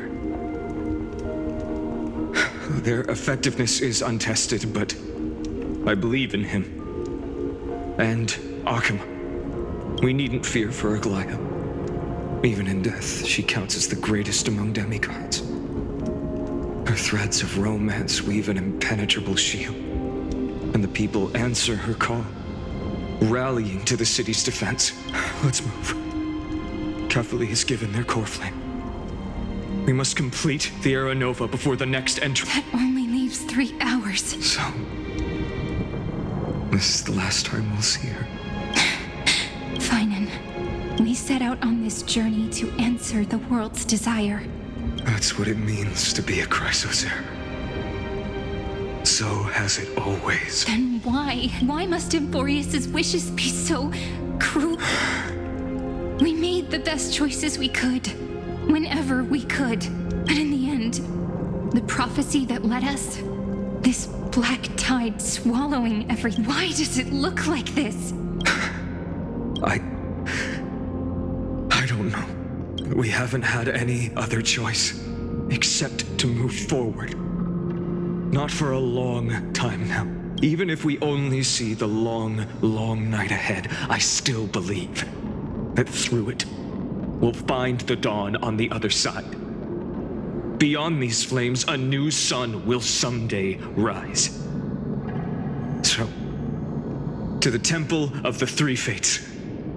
You'll take over Time's authority, and we'll return all the core flames to the Vortex. Then put this world's fate to its final rest. After which, we shall all face oblivion, or embark on one final grand journey.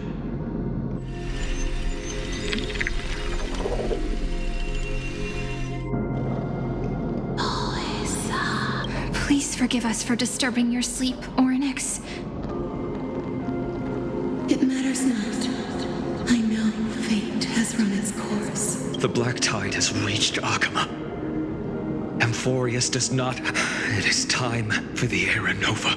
As agreed, I shall present the core flame of time. Ride the river of time. It will guard your passage to the vortex of Genesis. Step through, and Professor Anaxa proved the truth of Genesis with his sacrifice. As Chrysos heirs of the prophecy, we were always destined to immolate ourselves for this world. Now, it's our turn. We can't let everyone's sacrifices be in vain. I don't need another pep talk, Finan. After all, we've been ready to fight fate ever since we left the village, haven't we? Yeah. Come. Let's claim the miracle we were promised and burn burn away every last shadow in this world. And then rise as the first light of a new world. Light calendar 4931, the third week of the month of Evernight. Welcome, my lord, to the end of the flame chase. And the end of all things. The Titan has revealed the gateway of fate. Please, accept the invitation to step across the threshold and behold. Beyond this gate lies the new world that our heroes sought through their trials, as well as the terminus that the owner of these long memories has been hurtling towards their entire life.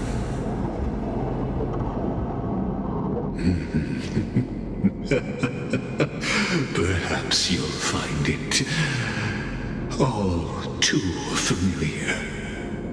Then you'll understand how the mortal called Finan shouldered the world's weight. How that same burden crushed him, proving that the so-called Deliverer is nothing more than Amphorius's own delusion. A pitiful fantasy that it could defy fate's decree. Please, esteemed one, the answers you seek lie in these non-existent times.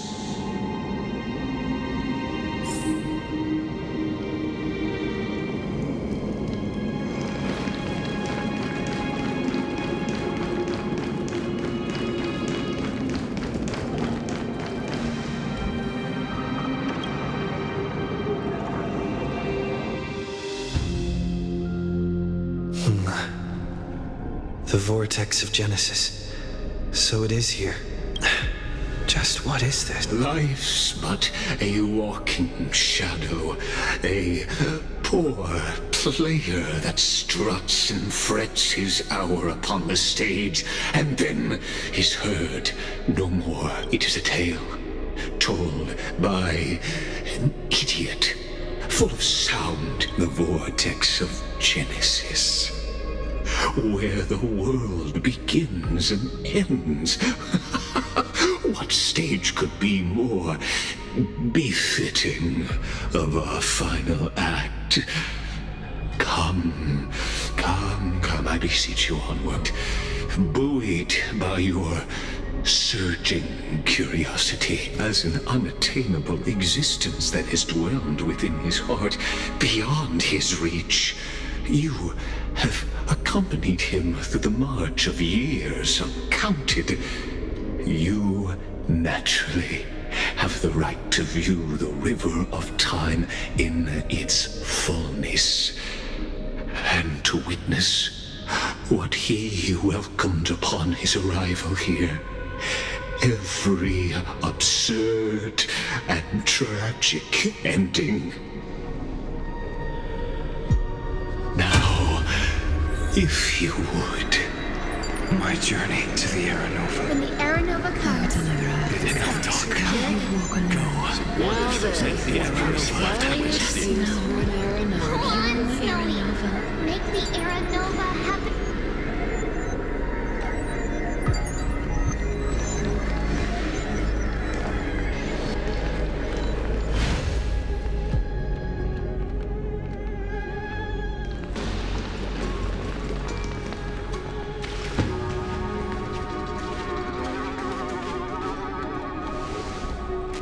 None of that matters now. This brutal, flame-chased journey has stripped away my delusions. I know the future is in some peaceful paradise with gentle west winds, just waiting to welcome us. This will be a romantic story like none that has come before. You think so too, right?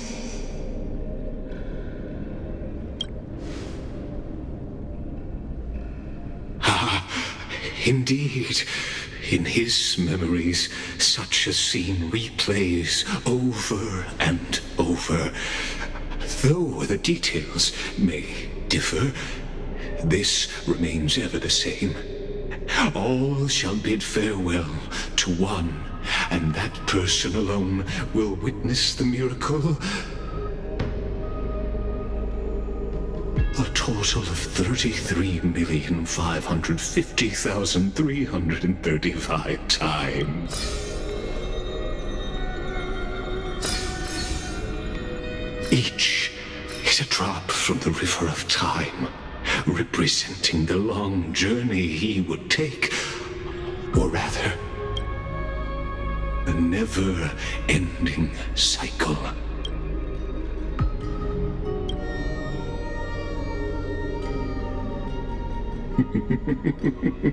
Sharp as ever, I see.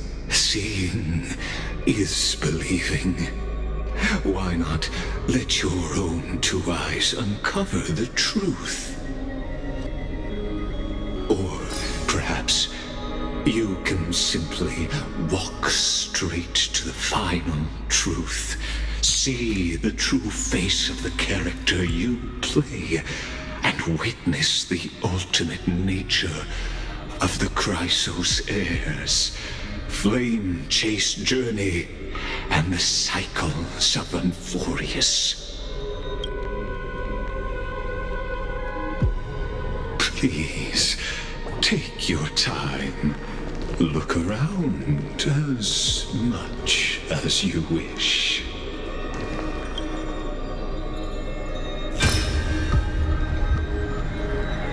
The vortex of Genesis. The last time I was here, I was returning the core flame of reason. I didn't have the time to observe it in too much detail back then.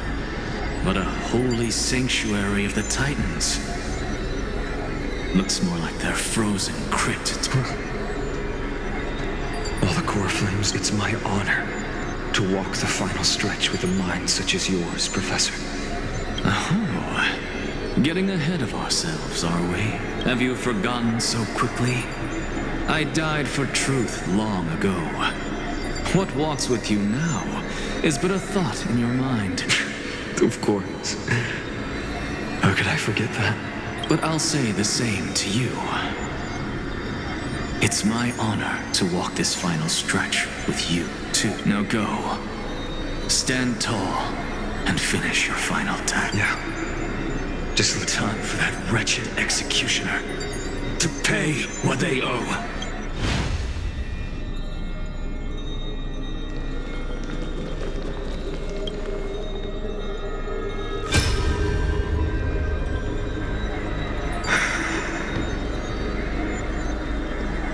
Tribute that prophesied future. The flower fields where the west wind ends. Era Nova. We're so close now. You can speak, please. Allow me to pause just a moment before I keep my promise. Let me answer your cruel fate by tearing that executioner's heart from the void.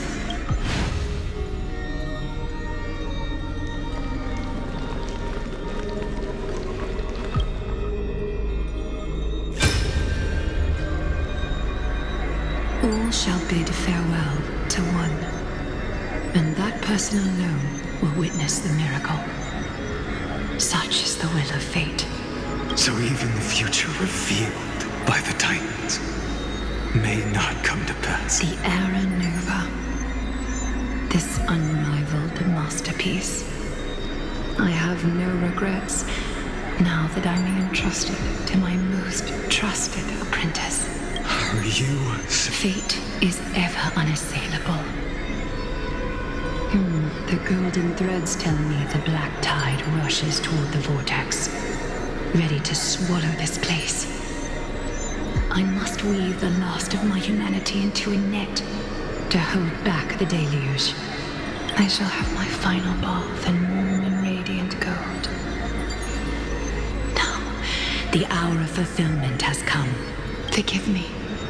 I must snip away every risk to weave the strongest future. There is nothing more to say. We part here. I shall personally dispatch that wretched executioner, not with threads of gold, but with the steel tip of a needle.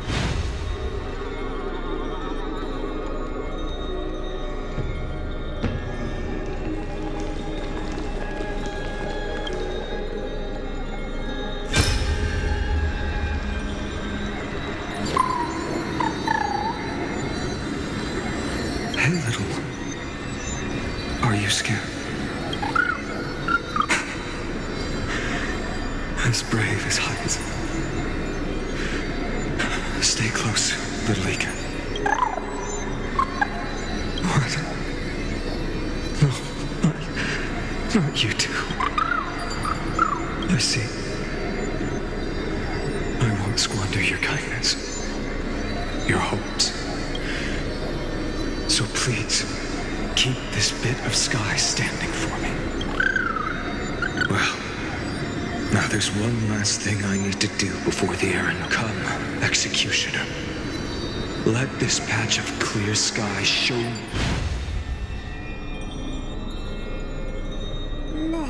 Light up the door.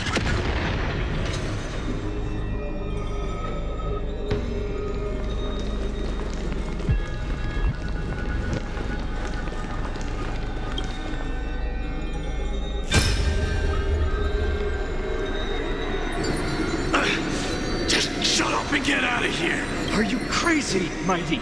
Immortal or not, even if you're the demigod of strife.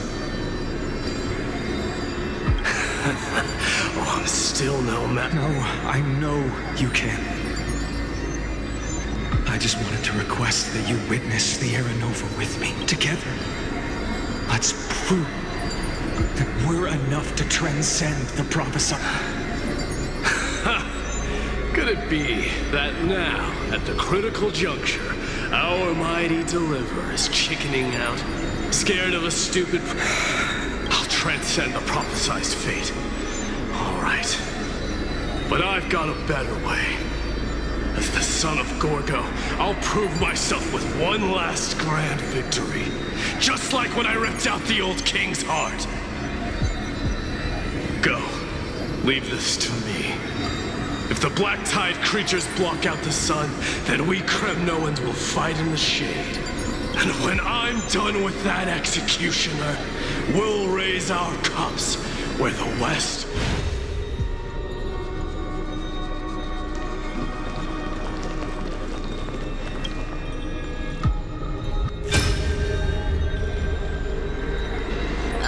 There's water everywhere. This place is always so wet and sticky. Even my tail's getting heavy. Plus that burnt smell. And that sizzling noise. So you feel it too, huh? Go on then. I'll handle the filth. Do what you need to do. Let me fight with you. Better odds with two. Hey, remember what the seamstress said? You know what really matters. Yeah. I'll leave it to you then. Wow, someone's not shy. Just so you know, I'm not in the business of making losing deals. I'll distract that executioner. You go turn the world's biggest lie into truth. Let me become the first wind of your new world.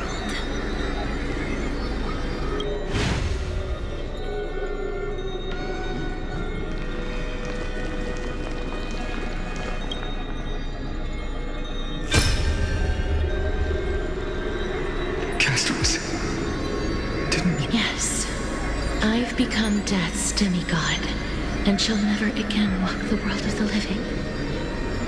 What you see is the surging of the river of souls, brought on by the countless dead feeding it in these dark times. They cry out. Though dead, they'll converge into a torrent and guard the vortex, to see the Aranova fulfilled.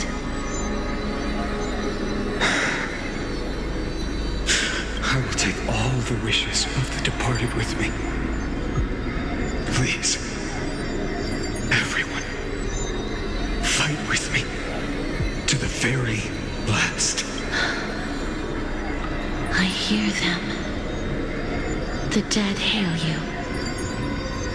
They're prepared. Go on, Deliverer. We'll keep that executioner in our shadows. The path before you leads to light and eternal flames.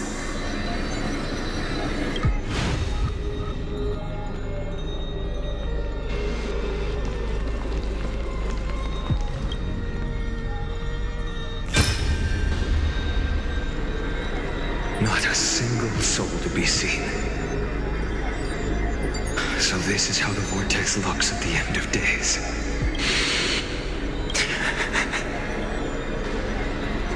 Looks like I've got company after all.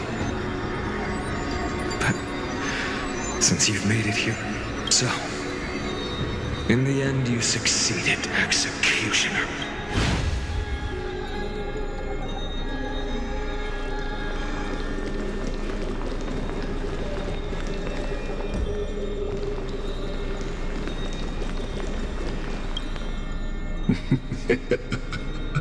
You really think you're prepared? Allow me to give you a warning most earnest. Once you see what these memories hide, the world's course will be forever irreversible. Ah, very well. As you have made up your mind, let us bear witness together. As the sole audience of this eternal theater, I have been rapturously awaiting your arrival. And this, too, is the very reason I must show you everything. I believe that since you've bathed in that eon's gaze, you can make Amphorius's frozen fate flow once.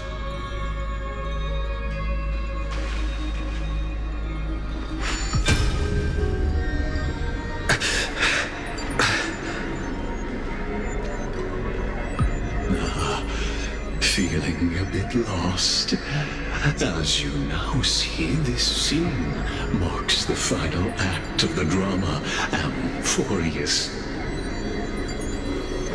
The final eternal recurrence created by this man's hand, and the last one this world shall undergo. Behold, at the swordsman's side stands one he has sometimes called companion, other times comrade, that nameless hero absent from the annals of history. He is the swordsman's ideal in his youth, the deliverer that guided him resolutely onward through fantasy. And now, in the name of the Nameless, he has become an essential and inseparable part of the epic of Amphor. And this time, under his guidance, what choice shall the hero make? Whither shall the fate of the world flow? And what is the ultimate truth of the nature of Amphorius? There are many mysteries yet to be unwound, but if I may, allow me to temporarily yield the stage to one far more fitting. please put your hands together and give a rousing round of applause for they who will reveal the answers and bring about the final end of the 33,550,336th flame chase journey. The master of the countless memories we saw. The other important actor now stepping into the vortex. They who have already burnt their own self to cinder. The Flame Reaver.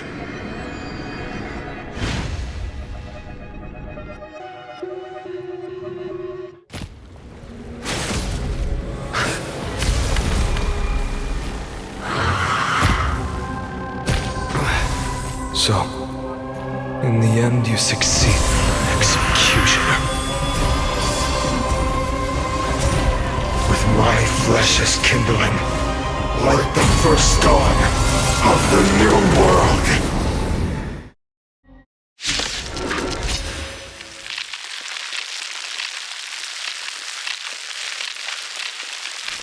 The time has come to once again start everything. No contest. Vanity is before us. Watch over you.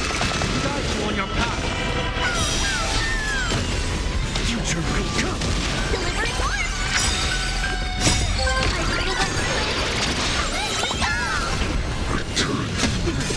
It's of no contest.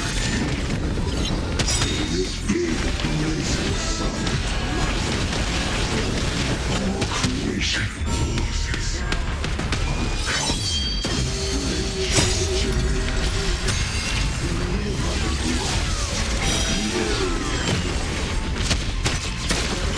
Vanity is before us. Watch over you. Guide you on your path. fury of innumerable core flames consume me.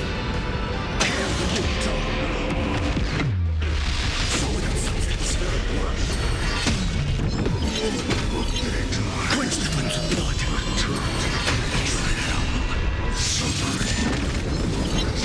Her agony. Tear the sky. Quench the flames of blood. Ready by strike. Hail the winter. This ends now. With your corpse, I'll ignite the dawn!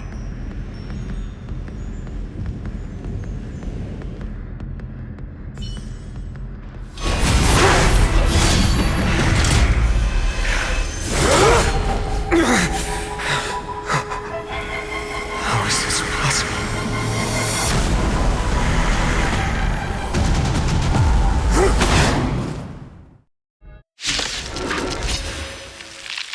The sons of destruction, now twinned. Feel them set your blood ablaze, your fury.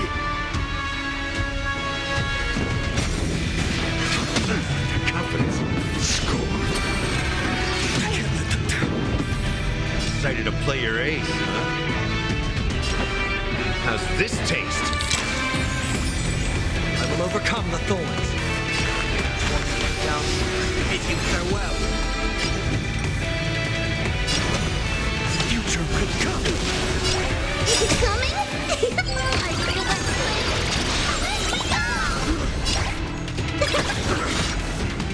Time to mix things up. I can't thank you, son. Return to the factory. Nice, like a good, my friend. Indulge yourselves!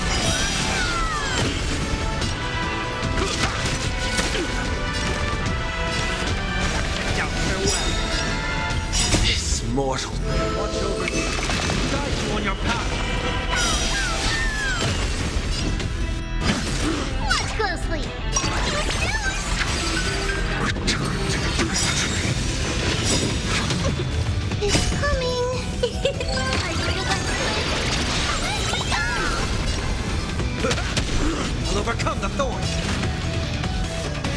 as before. Corpulence consume me. Tear the sky. Agony. So insolent.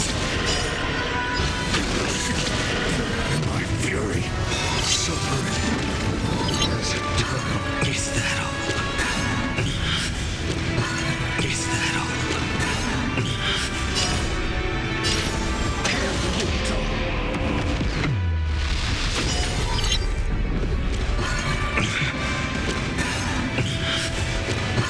Is that all?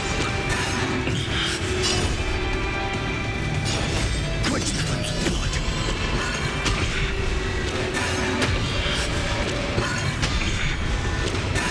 Is that all? Agony.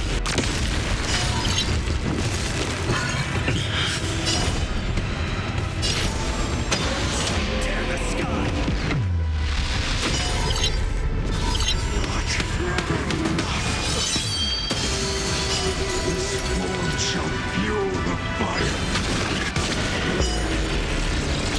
Burn unceasing. One person alone may witness the miracle. That person can only be you.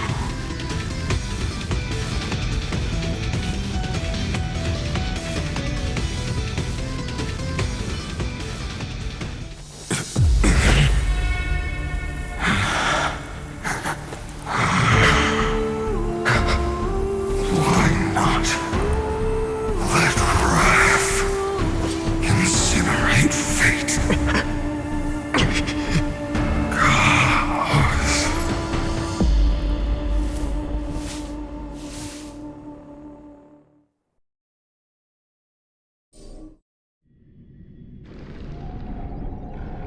Cause at last, Amphorius's fate has begun to shift.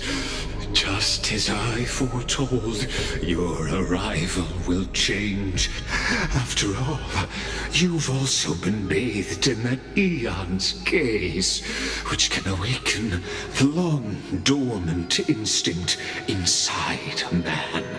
Much like that scepter we spoke of earlier. It was only under the same eon's glance that it was reborn. That's right. If you recall, I mentioned it at the very start of our play. The celestial body neuron, once belonging to the erudition abandoned by the eon. Now, allow me to reveal the final piece of the puzzle for you. The eternal land, known as Amphorius, is nothing more than the scepter's endless, lonely extrapolation. A bottomless well of fury, aimed at the god who cast it aside.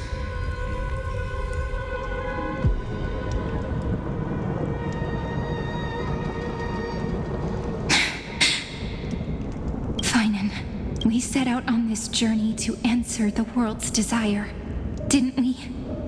That's what it means to be a Chrysosaur. So has it always. Then why? Why must Amphorius's wishes be so cruel? We made the best choices we could, whenever we could. But in the end, the prophecy that led us, this black tide swallowing everything. Why does it look like this? You see it too. Those burn marks. The flickering cubes. They're not a tide at all. They're more like a shattered teleslate. Standing here, the voices of Titans have never been clearer. Turns out they were coming from the black tide all along.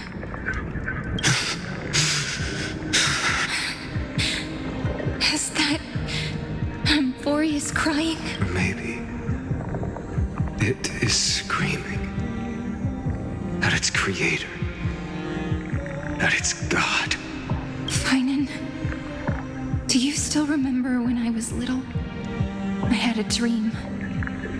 A dark, cold room with nothing but Orynyx's curtain glowing like crystal. The curtain seemed to contain all of Amphorius, where strange and fantastic dramas played out within. There were countless versions of us, from countless different worlds. Perhaps it wasn't. Yeah. As I gaze out at the world before me, those sorrowful thoughts have become reality. So, this is the reason the sky was sealed. Amphorius is merely a larger ID Silicii. We are just characters in this tiny world, following the prophecy, stepping onto the same journey over and over. What then is this so-called era, and what are the spectators watching all of this truly hoping for?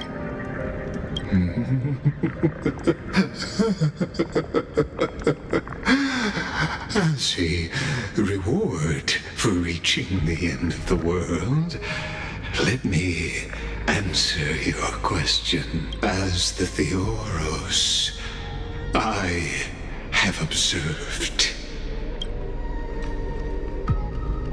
Thus is the synthesis of the prime mover of life formed.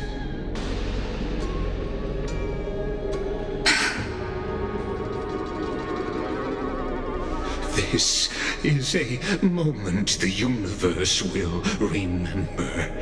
After millions of extrapolations, the experimental environment known as Amphorius has finally achieved results. So, the results you speak of are this wreckage of a world. We all gave everything we had, returning 12 core flames to recreate the world. And in return, we become nothing more than sacrificial offerings at the end of everything.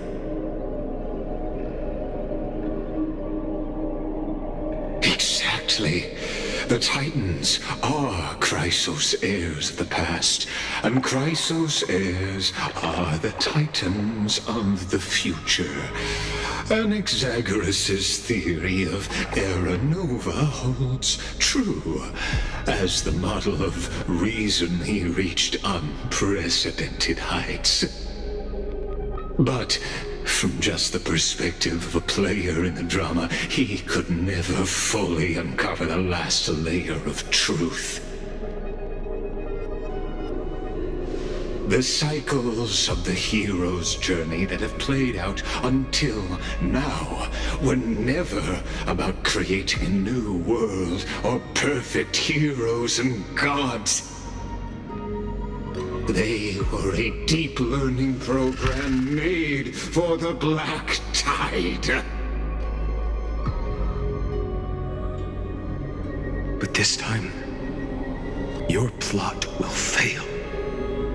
I've taken Cavalli's core flame, and when the dawn of the new world arrives, its light will burn away all the darkness.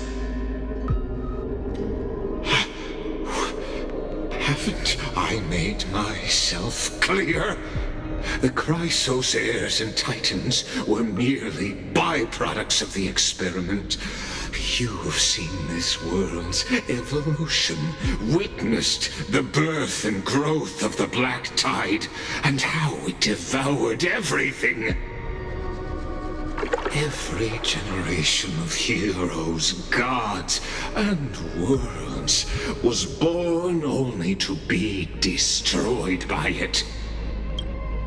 This is the endpoint of Amphorius' calculations. A perfect equation of destruction.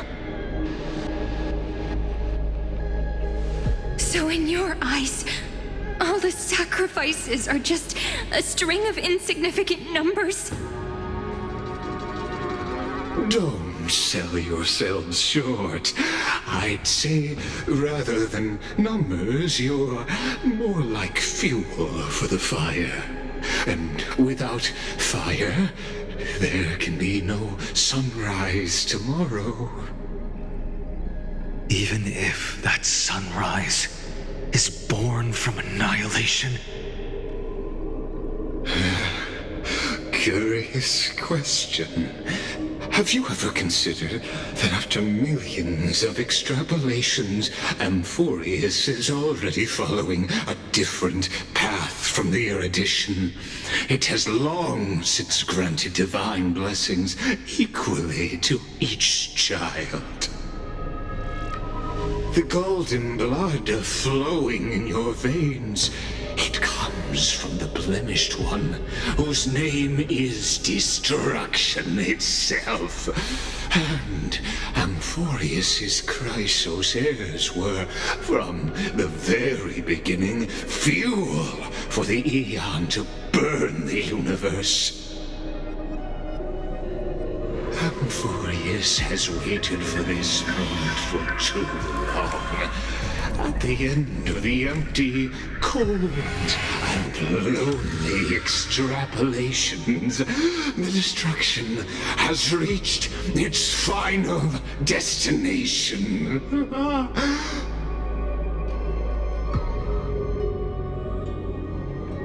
Nikos 496.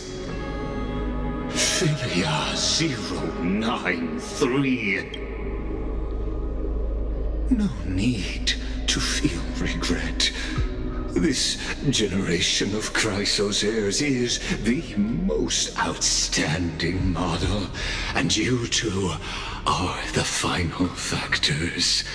For you, the Era Nova is no lie. Just step forward, embrace the black tide, and accept the Aeon's gaze. You will come to life from a string of cold numbers. Along with all those who have passed, you will run toward the real universe, fulfilling Amphorius's long-held wish. In the name of the Lord Ravager Iron Tomb, unleash its fury and destroy the source of all this tragedy. Or we could always choose another option. Like you said, Amphorius is just an experiment, and we're the participants. We can only walk along the predetermined path toward the ending, under the watchful eyes of the stars. But that also means that there isn't just one Aeon who can cast their glance at Amphorius, right?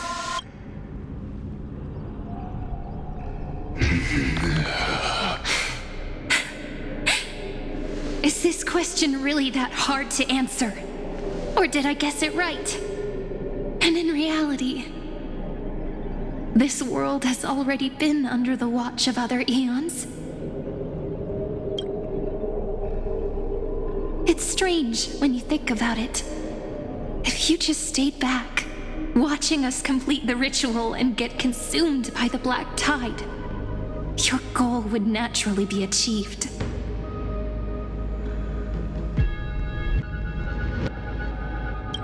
Why go through the trouble of explaining all this to us?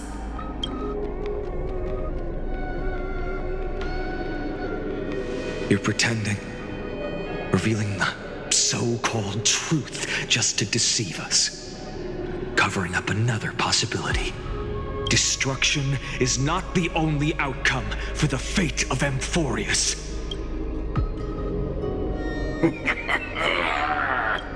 Do you two really think, as petty little demigods, you can change the outcome written by the stars? What makes you think you're capable of doing that?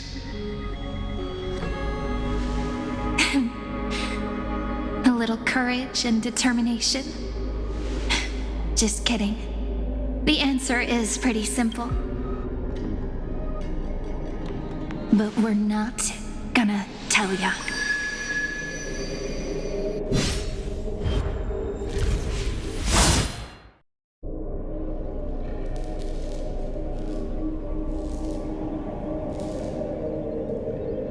We're going to weave a long dream for Emborius, making it believe the experiment hasn't ended, that everything is still. With just Orynyx's power, though, it should be impossible to achieve this, right? Yeah. So, I can only place my hopes on that childhood dream, and the god behind Orynyx that appeared in that dream. Now, I can say with certainty, time is the page on which that eon records Emborius. If it fades from existence, and all that it records is lost among the stars, that eon will surely direct their gaze here.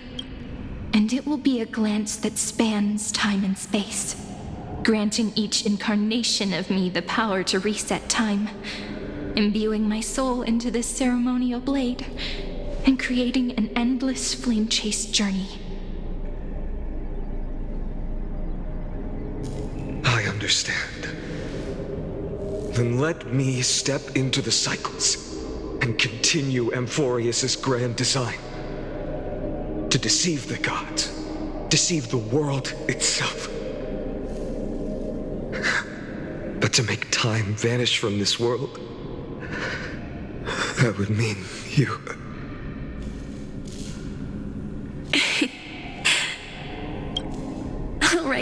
All right, let's not make things so gloomy.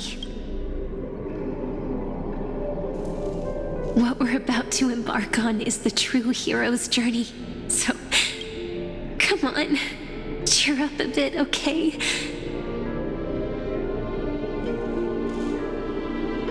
In that memory, you will definitely meet me again. A little Cyrene who knew nothing, lying on a soft patch of grass, feeling the light breeze, dreaming of the distant world. Tell her about the flame chase journey, and then let her become a romantic part of this story. I believe every Cyrene will make the same choice, erasing time again and again, resetting time over and over. After all, they're all me, and I will always have my charm.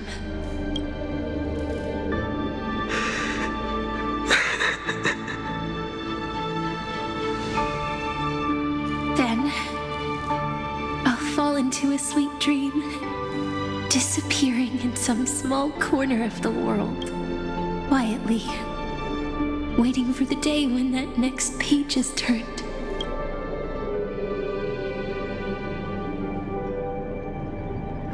And I will keep going.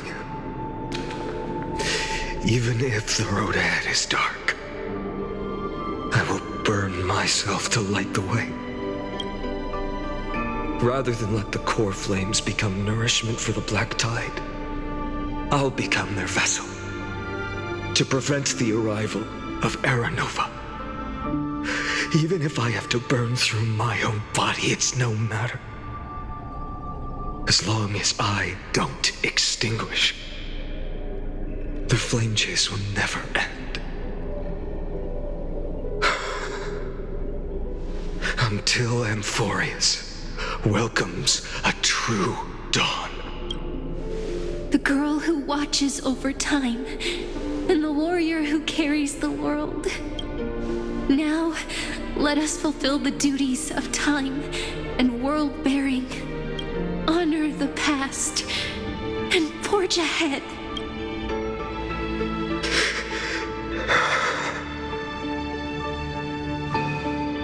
I promise you, the pain will pass in the blink of an eye.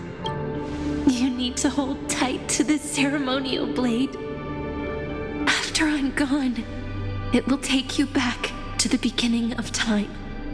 The start of a new story.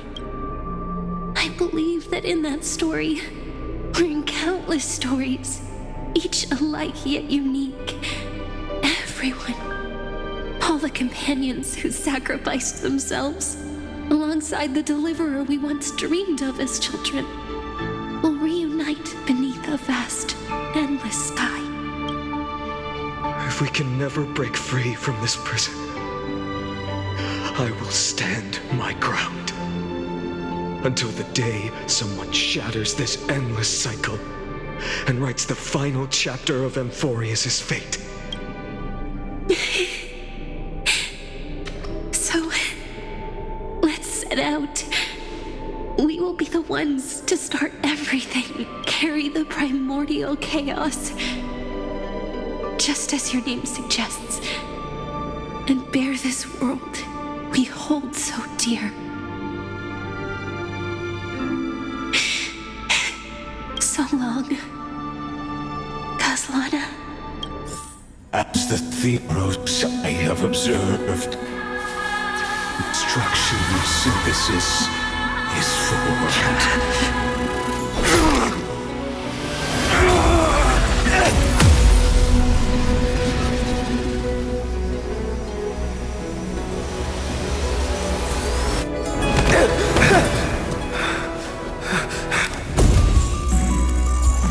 I will wait for that day for as long as it takes. The day will come whenever this mortal eternal and follows in our footprint to write anything unless that ever was.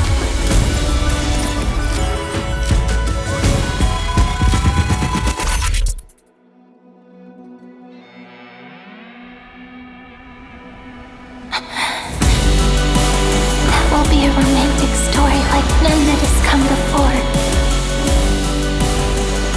You think so too, right?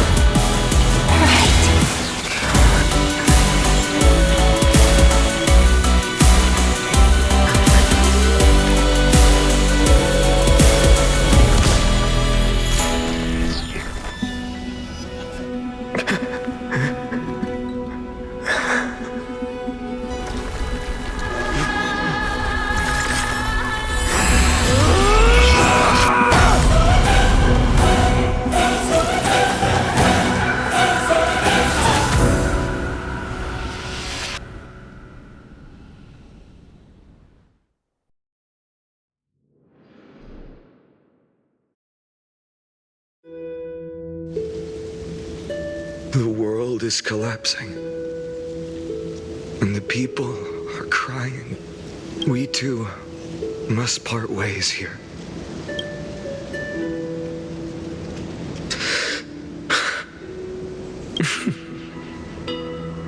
Ides Elysiae, the little village of my childhood. The gentle breeze and the sound of waves still linger. Everything is as it was. It feels good to take one last... You know, this is just a corner of the memory. The real Ides Elysiae. I know. I'm here to say goodbye. We might not see each other again. You can stay here forever. And time will stand still for you. Let it flow. It's time for me to go. Even if it's a path with no turning back. When have we ever had the luxury of turning back? Are you afraid? After learning the truth of your origins, will you see the motivation I gave you as the manipulating whispers of destruction? The convictions and choices that come from my heart. I don't believe they're designed by the so-called path. If we are just numbers, simulating life, then you are the image I've always longed for. A real, living person. A true hero. Then why do we part here? You can take me with you, and we can start this journey together. I'll be by your side, guiding you, just like before. No. I'm afraid I'm on my own this time. Why? Because Because there is no perfect solution in this world. Cyrene has already embraced her fate. And I will embrace my origin. Destruction.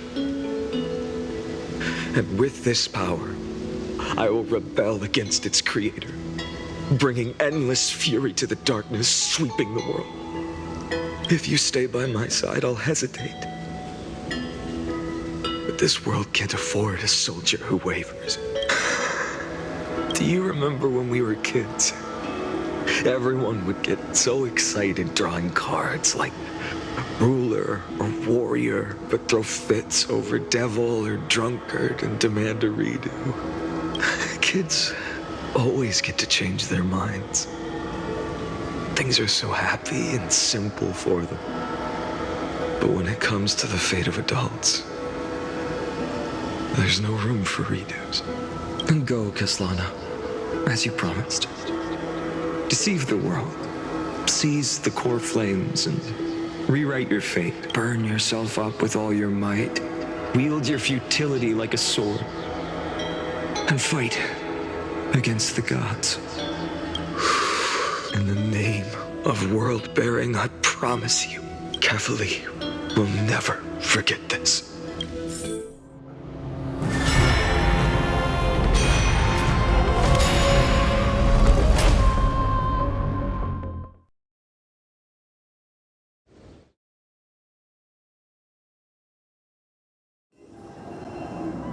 So, time retreated until it reached the origin, where nothing ever, just as Professor Anaxa once said. In that void, Kefali stood at the center of chaos.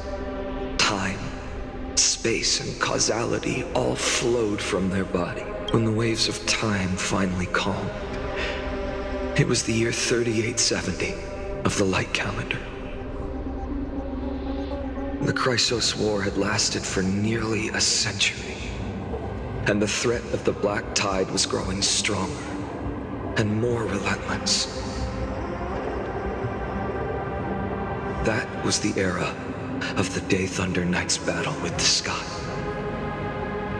While she could not seize the core flame, she proved that the prophecy was true, that mortals could slay gods. From that moment, the sole survivor of the old dynasty, Imperator Saritra, issued a call to arms across the lands, summoning heroic Chrysos heirs to wage war on the Titans. And that was the first doomed flame chase journey, sealed away in history.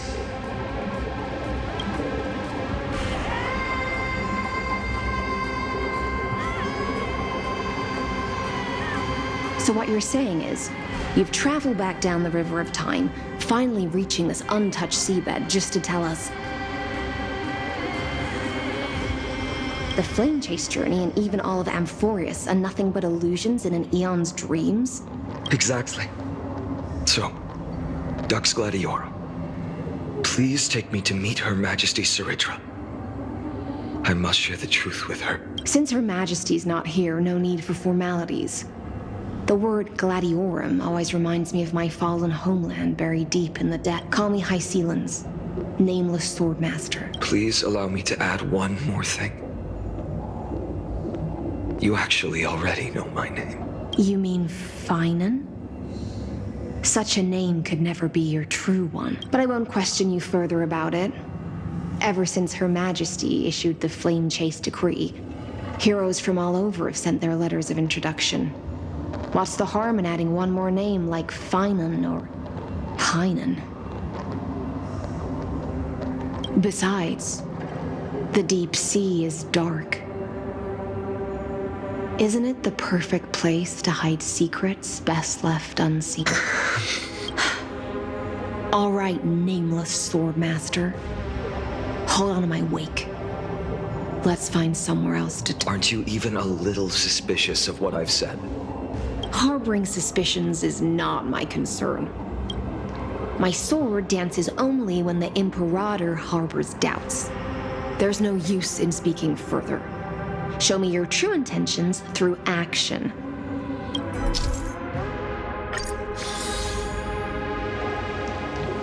Perhaps you should demonstrate your skills and calm the raging black tide for us.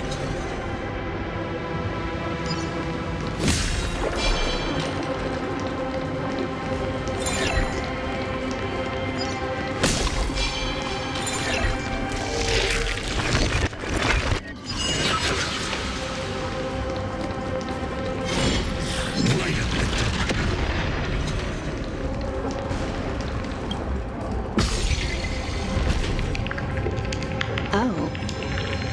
Nice moves.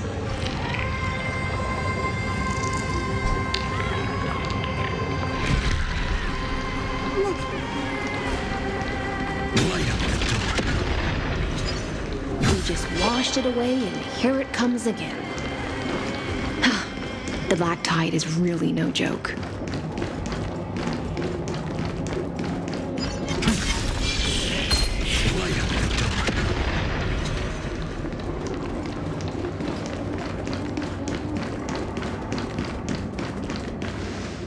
The waters end here.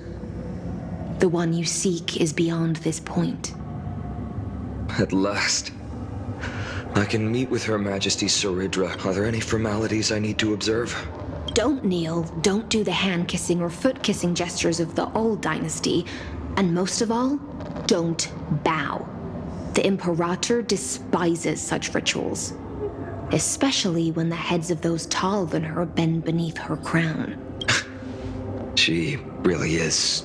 The second thing to note, only trusted ones may come near her. Keep 5 paces distance until the Imperator allows otherwise. Sounds like an old friend of mine. Well, experience is a good thing. Stay sharp, and you'll be just fine.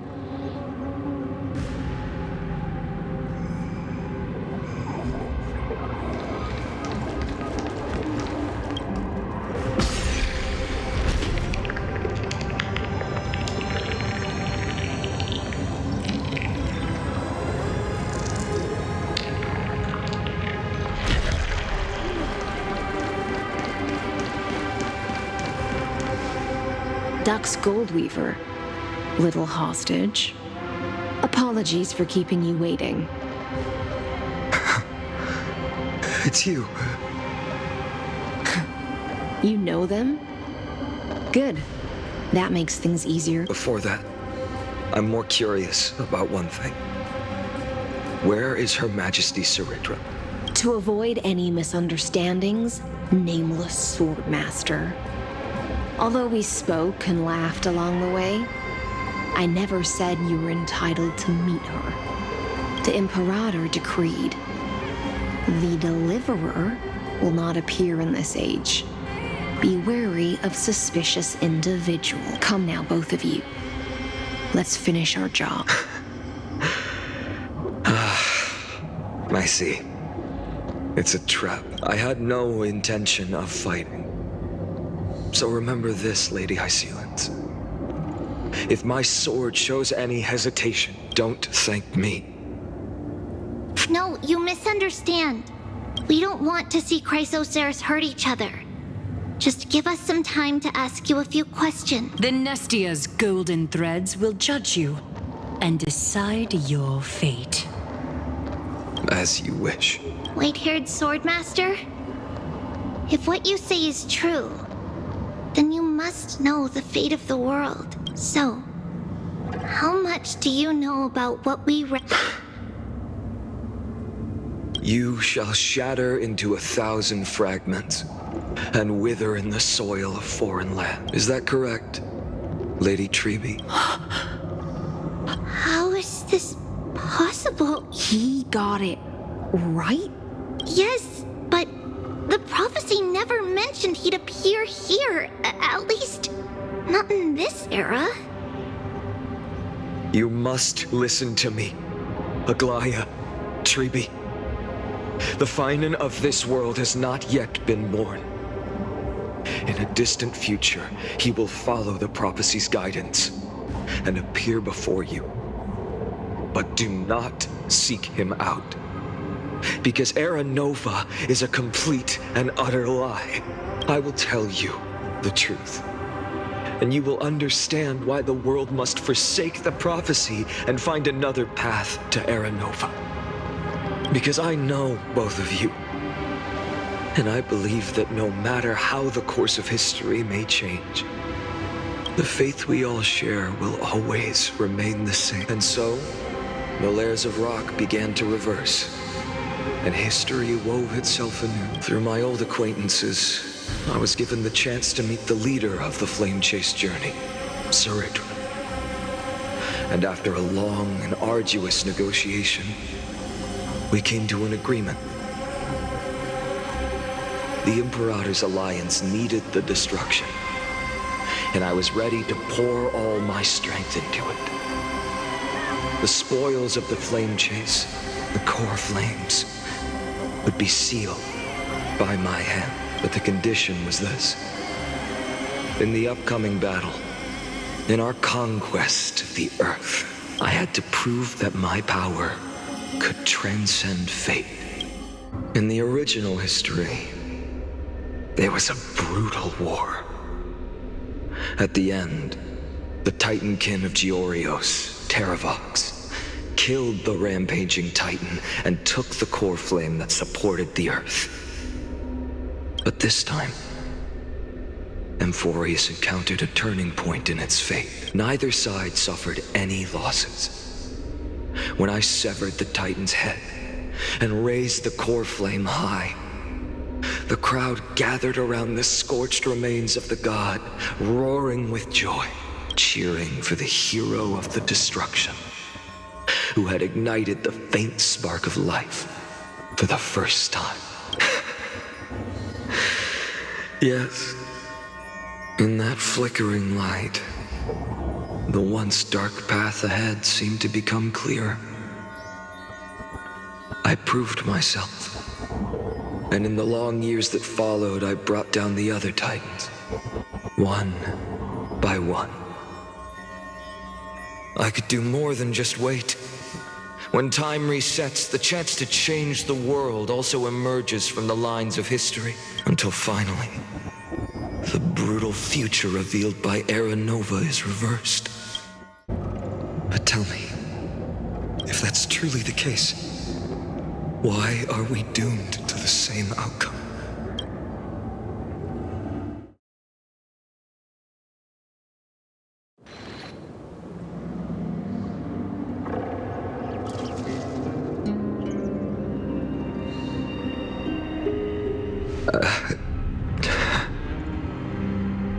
The people kept their promise and handed you all the core flames. In this world after Trebios, no demigods were born in Amphorius. At this point, I just want to know. When they vanished into the black tide with their mortal bodies, why didn't you shed even a single tear?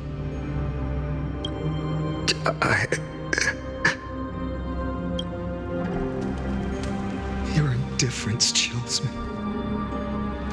To you, were they just a bunch of insignificant footnotes? Sorrow has been my constant companion. In fact, with 12 core flames upon me, the fire in my heart has never been more violent. I'll remember this world through anger. As long as I burn, they'll never truly leave me. Perhaps it's already too late. But you're right. Anger, at this moment, is the only weapon I can rely on. So, draw your sword, Executioner. I'll make sure you realize that your greatest mistake was leaving me alive.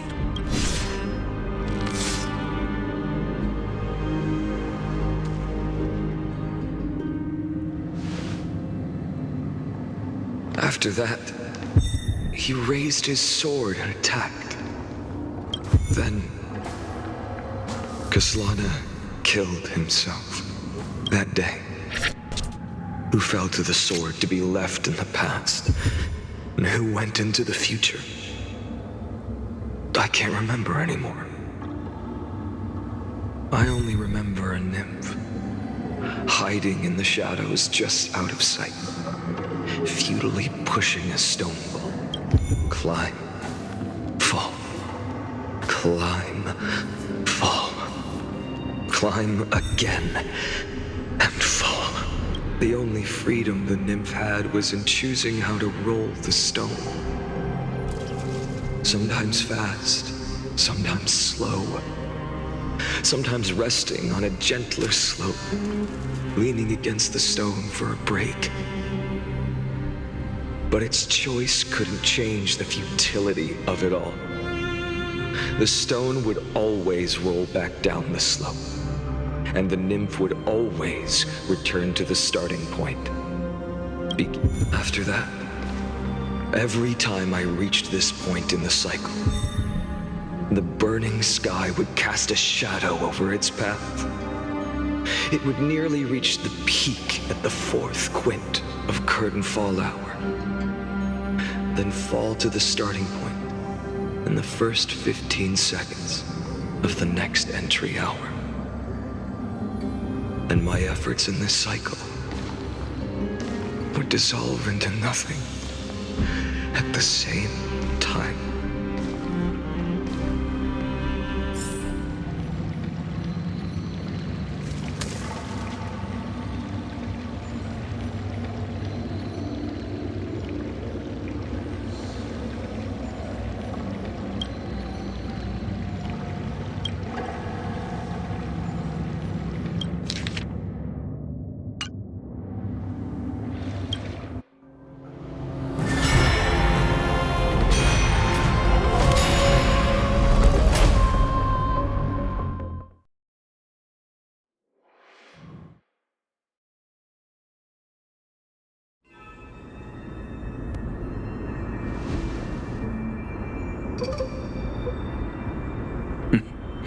Absolute nonsense.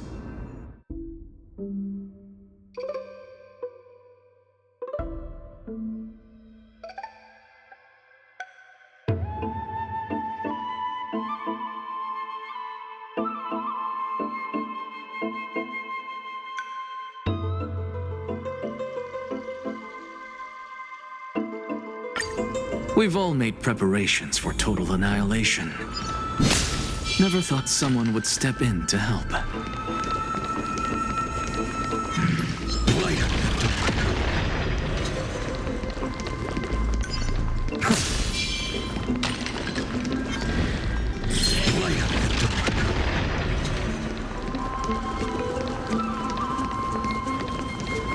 You've been to the Luminary Throne before, haven't you? If you're talking about in past cycles. You were already much Hold up. Keep your wits about you. Someone's watching us. Pretty boy, your eyesight's better than I thought. As for that false god who's been turning the world upside down, it's you, isn't it, Whitey?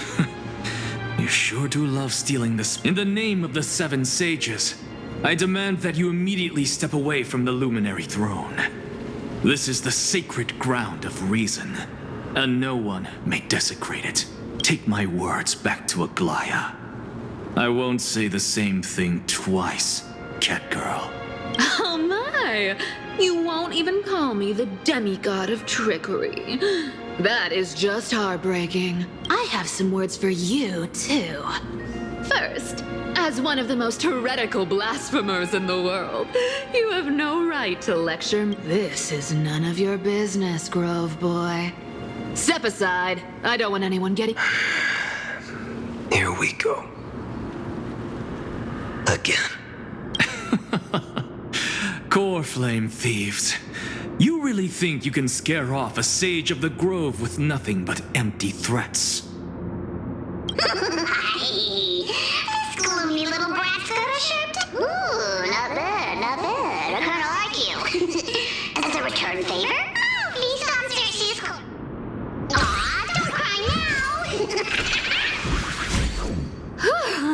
That was close.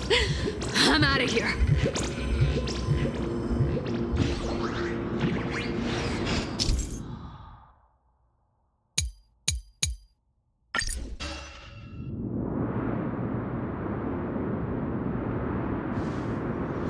They're exactly like all the past ones I've known. Cunning. And yet so naive. Sounds like you have a plan? Of course. When I first set out on the flame chase journey, Lady Treby never managed to teach me Orynyx's miracle. But along the way, I learned a thing or two. Where are you going?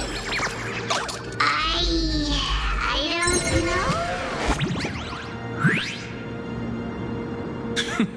The Venerationists' foolish inventions finally come in handy.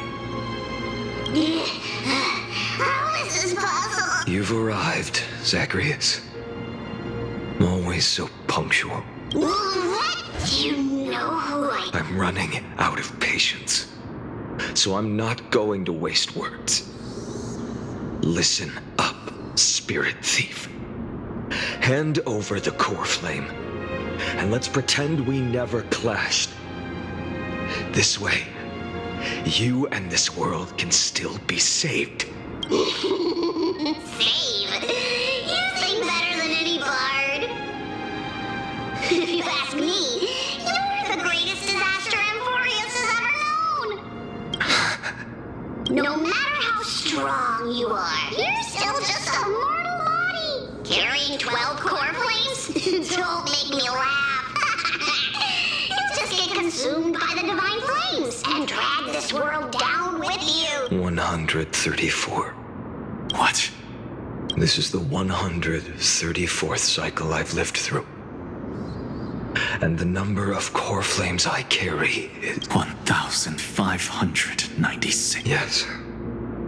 1,000 core flames and just a single Chrysos heir. How is that even? I've come this far. And that's proof enough. But someday you will burn to the ground. Of course. The divine flames will eventually consume my eyes and blind me. But before that, they could still forge and sharpen Dawnmaker. Now when I cut open your stomach, you won't feel a thing. This is the final.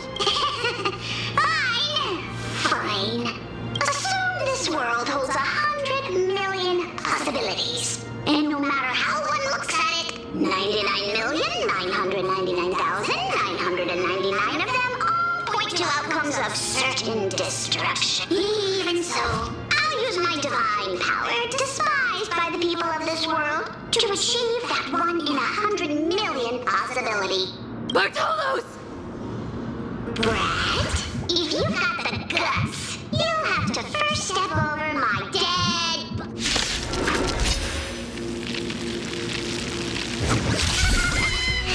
No other choice but force. We can deal with just by ourselves. The future will come. Tomorrow, the future will come. I'm fine.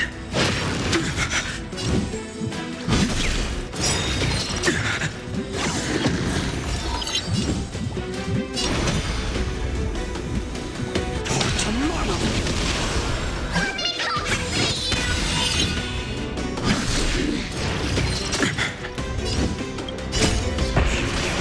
The core flames consume me.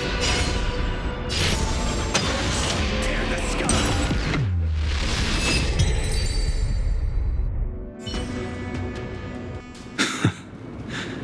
How absurd. In my memories, Zagreus always meets the same end.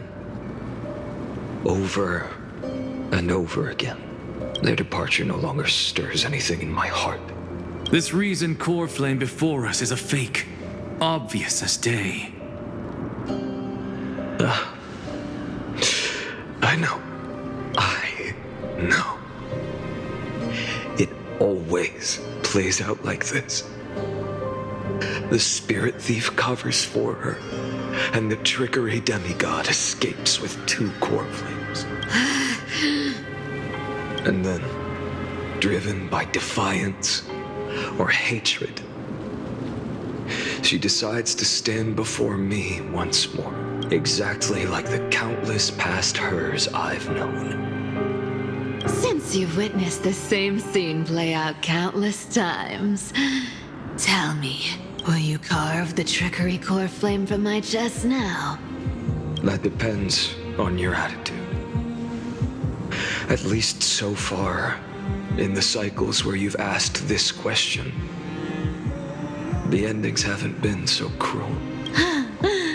Well, thank you for that. But I also believe that this time, you won't catch up to me. No one can catch up to me. I'm no longer running to escape anymore. Whether you believe me or not, I'll still tell you this. You've made the wrong decision. All right, then. We'll see. Silence. This is new. One-eyed boy. What are you trying to Go, Cythera. Give us some time in private. This isn't for her, but for you. You've walked too far down this path. It's time to discuss a possibility. Maybe the road you're walking is not one of salvation, but one that will simply drag the world into the flames for all time's sake. Turn back. I don't care how many times you've tried, because there's one thing I'm sure of. Your Messiah complex has turned you into something no different from the icy gods you spoke of. The children of humanity you swore to save. They are no more than ants to you now, aren't they? Of course. I've been wondering, what kind of demon could burn my homeland to the ground in an instant without batting an eye? Now I have the answer. It turns out that fiery demon has been fantasizing of becoming this world's deliverer. I don't want to argue anymore. No matter what I say, the outcome won't change. Make your biggest effort to resist, or accept fate, and hand over the core flame to me, even if it's futile, Hugh. We all have the right to choose. Yes. Even if it is futile, and the world is just a divine joke. When I walk into the destruction ridden by the gods, with my own 2 legs, you will witness. Even the smallest footnote still leaves a mark in this story. And so, at the end of the 134th cycle, the traveler and the scholar fulfilled their fates, or perhaps it wasn't just they who fulfilled their fates. I can't quite remember all this. In the endless darkness, for no reason. The voice always losses are a constant on the flame chase journey, among which even life itself holds little value. Reduced to ashes. Such a familiar end. It happens in every journey. Always the same.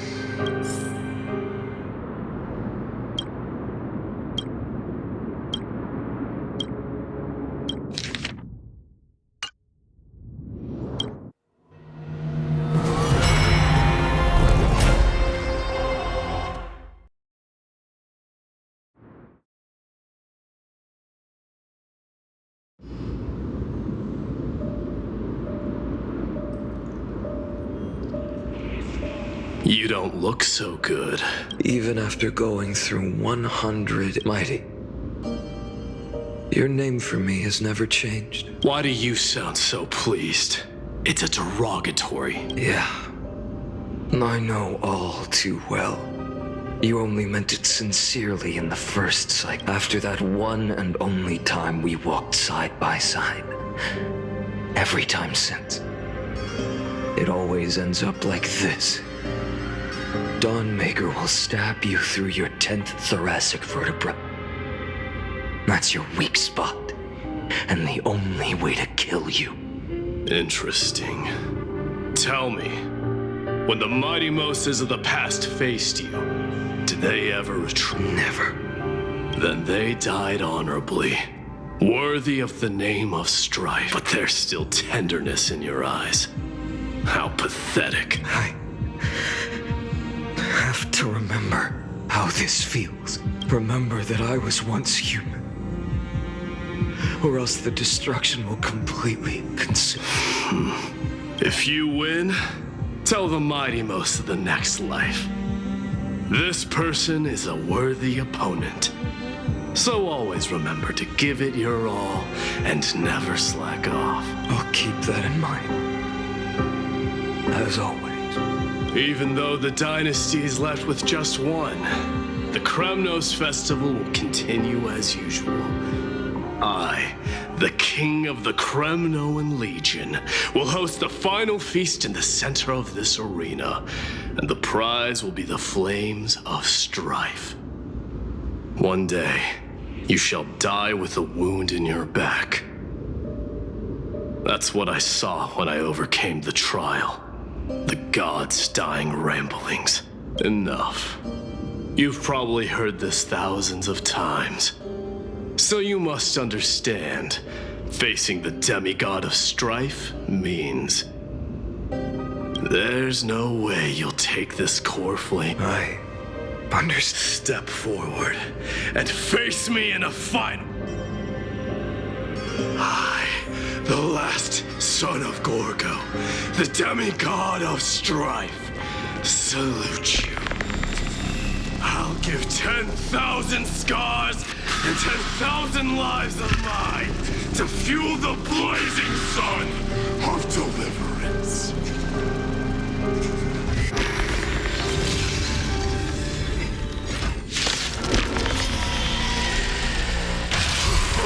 Martyrs, behold! The last Kremnos festival has begun. And will not end till death. It's time to temper myself.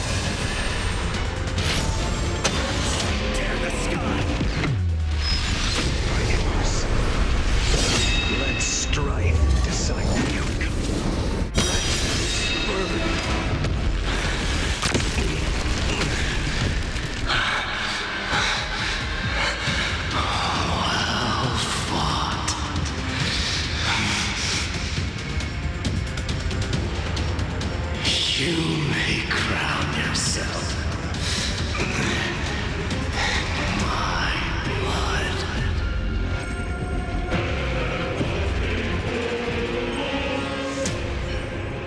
In your next life, I shall once again block your path. Deliver. I wish you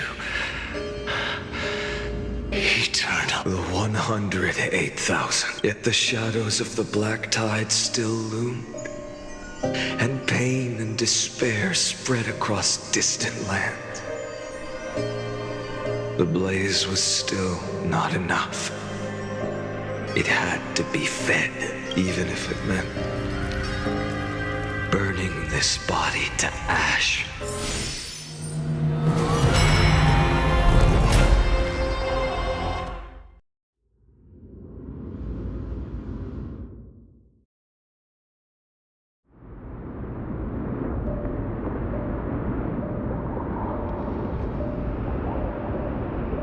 No matter how bright the sun is, there are still places it cannot reach. Moreover, the sun you bear is both cold and blinding. A sun like that surely cannot bring warmth to the nether realm of the next. Golden blood is born from the destruction.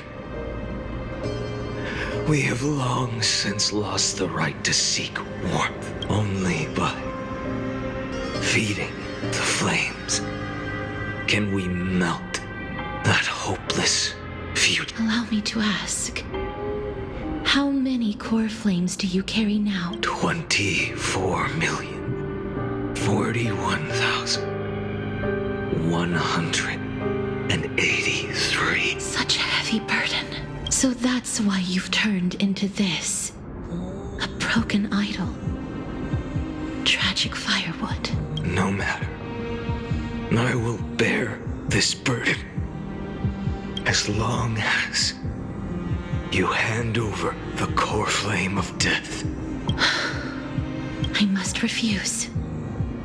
As the demigod of death, I cannot watch you walk into a fate more cruel. But this way, the past, present, and future will never again suffer unnecessary death.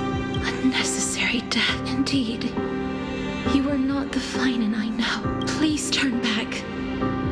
Don't let that absurd and unjust fate of yours come to pass. This way, at least my realm can still become the fragrant bed where you fall asleep. In the end, it seems the clash of blades was inevitable. How painful. I know I am not your match, having fallen under your sword countless times. But even so, please understand that my resolve is not to be underestimated. Even Kethali cannot shape all things at will, nor can they dictate the fate of all life. No one can shoulder the balance of life and death alone, not even a god. And it is precisely for this reason that I chose, at the end of this arduous journey, to overcome the trial and take the authority of death. I am the Hand of Shadow, Casterus, the demigod of death. Listen closely, deliver.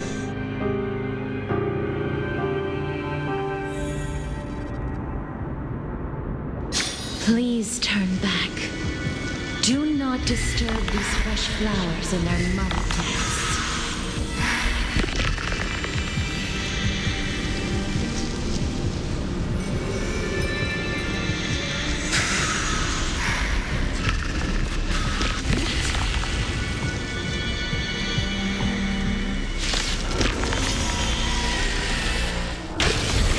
At this crossroads of life and death, the giant dragon is but a shattered shell. Yet I will still fight, defending what hope remains.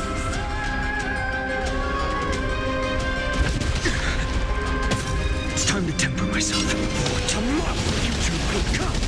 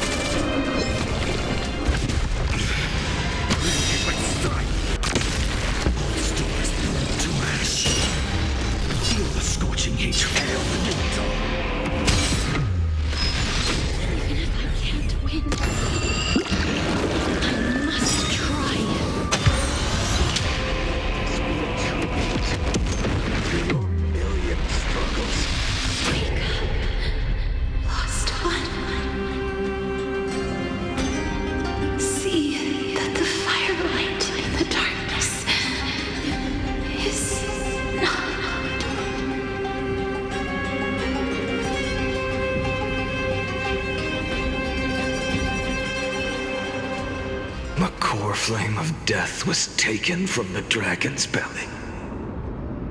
What a brilliant flame. It should shine upon all, light the path ahead, and illuminate the dawn of Amphorius that's to come. 2,003,432 cycles. 24,041,184 core flames. As if even the deepest abyss of primordial chaos could be burned away.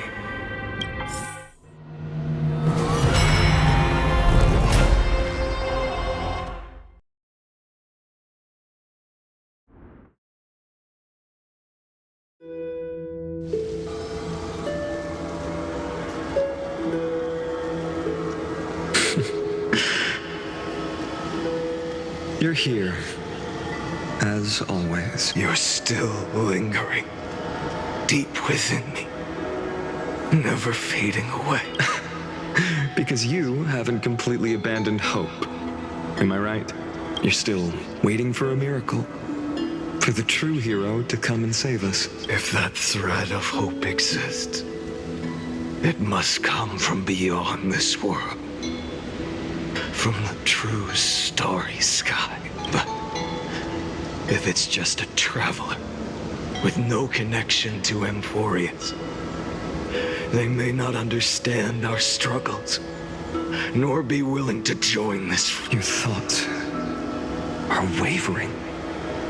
The mark of destruction is deepening. But even within the gods' cold calculations, unconditional courage and goodwill still emerge. So, never forget what set you on this path. How many times has it been? Remind me again. My memory is a bit fuzzy. 4 million. Exactly. Then that blaze inside of you must be burning hotter than ever. Yes. When I first forged the 12 core of the destruction, a power unlike anything before surged within me. Violent flames ready to tear my body apart and consume this world, this wretched prison. I thought that was it. The ultimate power which nothing could, and yet no. This fragile body holds a staggering 48 million core flames. I suppose it won't be long. Perhaps just a fleeting 10,000 years before it's reduced to nothing but charred, crumbling bones. And when that happens, your long struggle will finally come to an end. No. I've already found a way to keep the cycles going. Mind sharing it with me? In every new cycle, a new me is born. All I have to do is push the next Finant to the end of the world. And then he'll kill me. Shatter this body. Take my flames, my memories, and carry on the path I started. Bold plan, but risky. What if, one day, the next you refuses to follow the same path? How can you ensure the continuation of the cycles? If it were Professor Anaxa or Aglaya in my place, maybe they'd come up with something smarter. Unfortunately, I don't have a backup plan.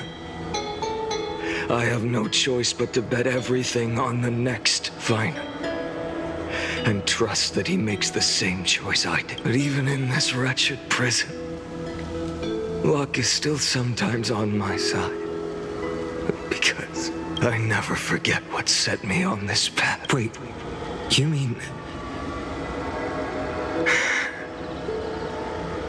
Ever since I committed to this plan, not once, In millions of cycles, has there ever been an exception?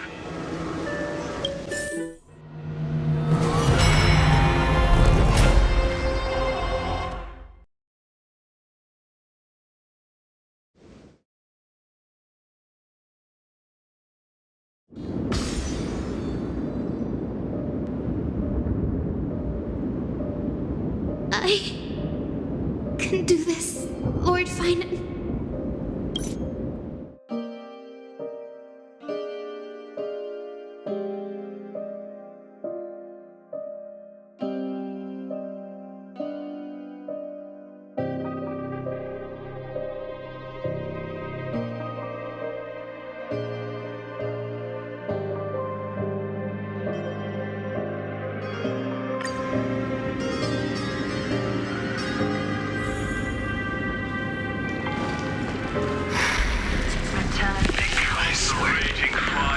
Your deaths won't be in vain, just as they've never been.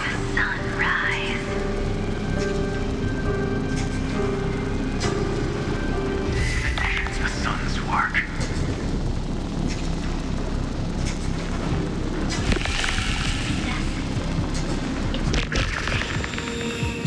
I believe in you. You are the Chrysos heir of world bearing. The one who's just... I don't understand.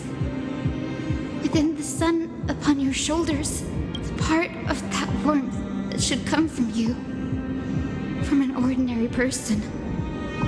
It's so faint. My humanity is indeed just a flicker, compared to the blazing fire of divinity. Even so,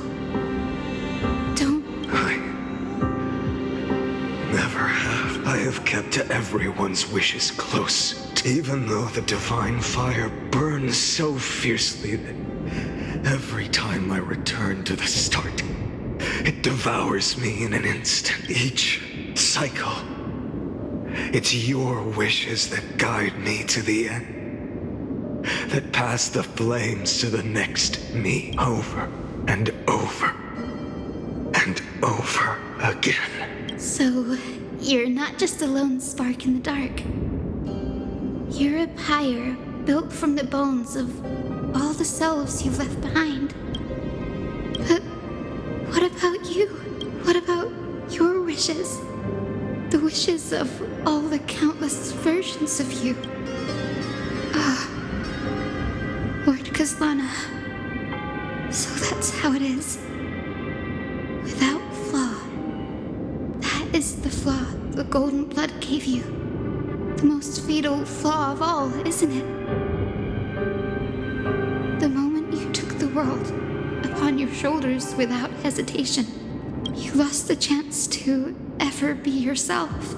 Now that is an unexpected remnant, I suppose. That makes me the perfect fuel for the flame of deliverance.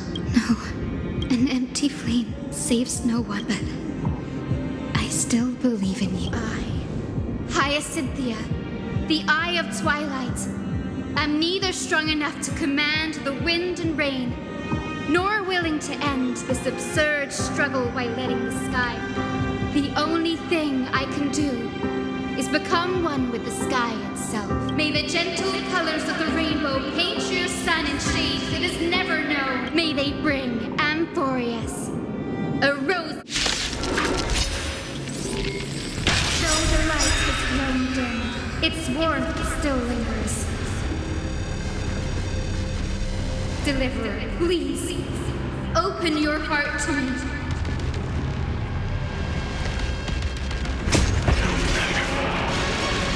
Let this blazing sun fill the sky with golden fire.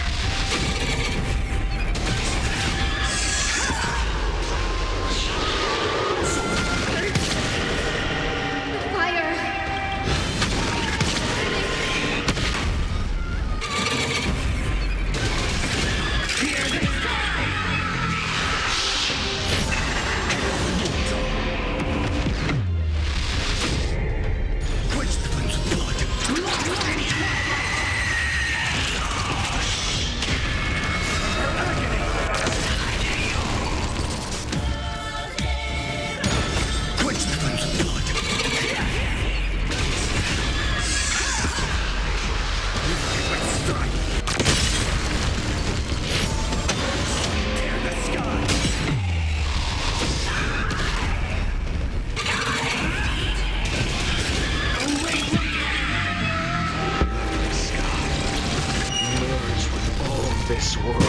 suffering. The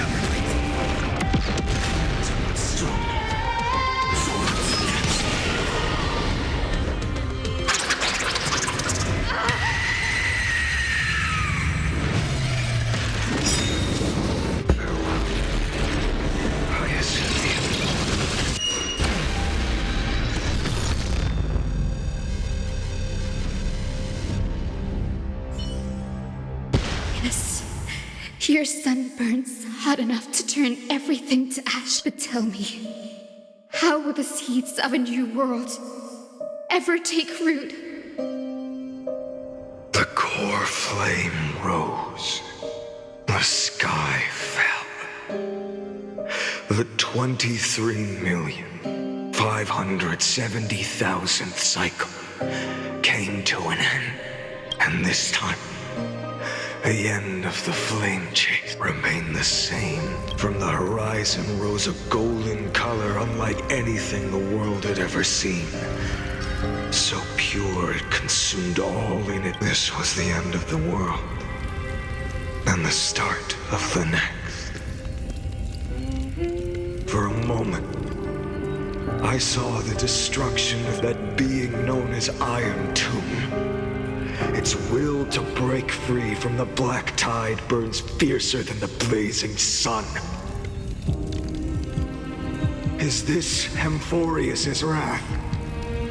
If its choice has already been made, if fate is set in stone, I will still never yield to it. 23,570,000 cycles.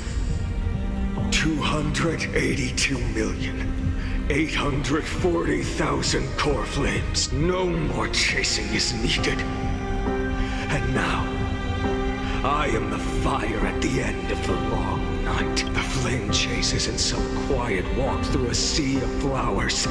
It's a revolution. An all-consuming transformation. And if destruction is the only way, then let me be the one to step across the ashes of the old world and burn endlessly until another dawn rises on the distant horizon, bringing the true dawn to Amphorius.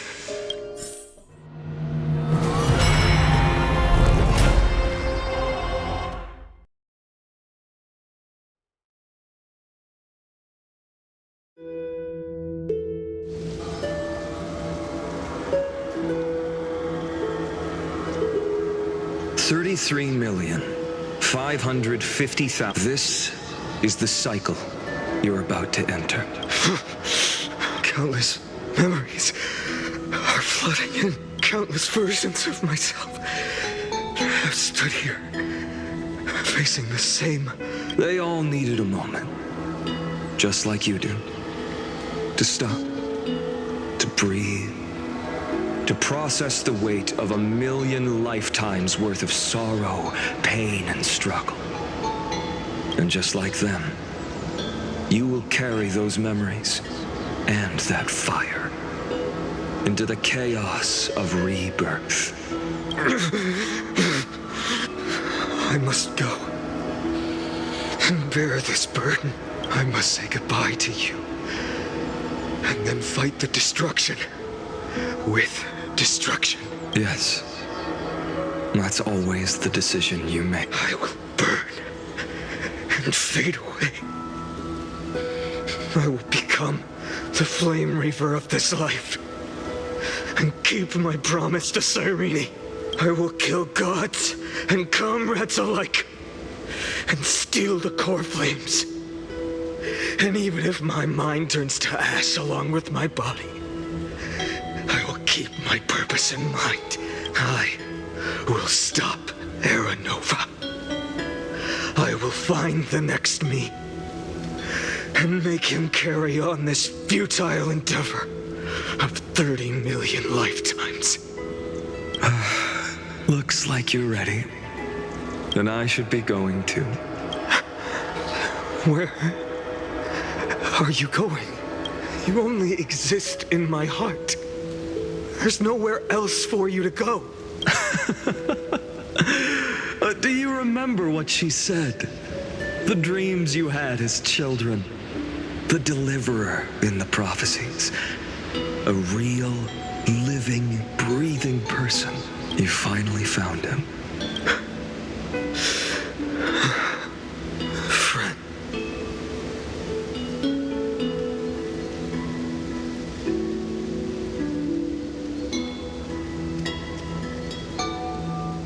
I don't have an answer for that, my friend. I'm sorry.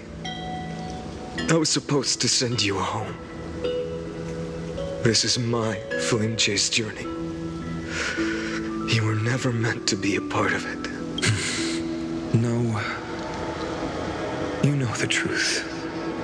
If Iron Tomb is born from Amphorius' fate, then it will bring ruin to the worlds beyond the sky. And all these countless lifetimes you've spent, it's all been for the sake of defying that end, hasn't it?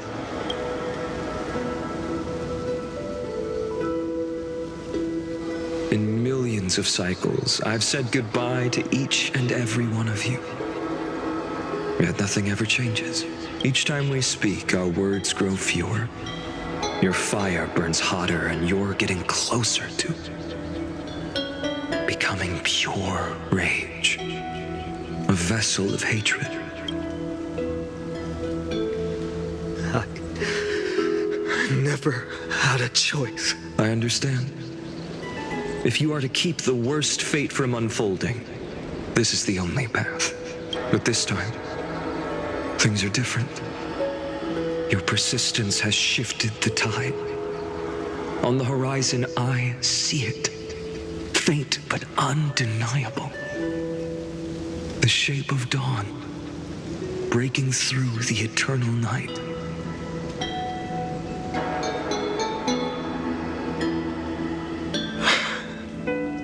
Turns out, the fire that lights the way was never mine to begin with. Do you remember, in that first timeline, you and Mightymost stood before the scales of justice, locked in a duel? Each of you weighing what you held dearest. What weighed more than the fate of the world? And when hesitation took hold, the answer you sought from me. What am I saying? I am you. Even if you buried me deep and chose another path, that fact never changed. Then let's try again. When you stood before the scales in hesitation, the answer you found in your... Do you still remember it?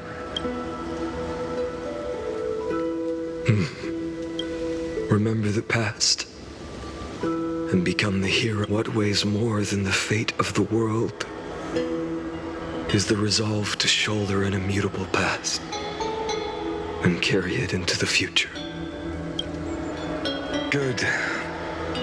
Then Trailblazer, my friend, my comrade, you arrived in this strange world and were bound by its cruel fate up till this very moment.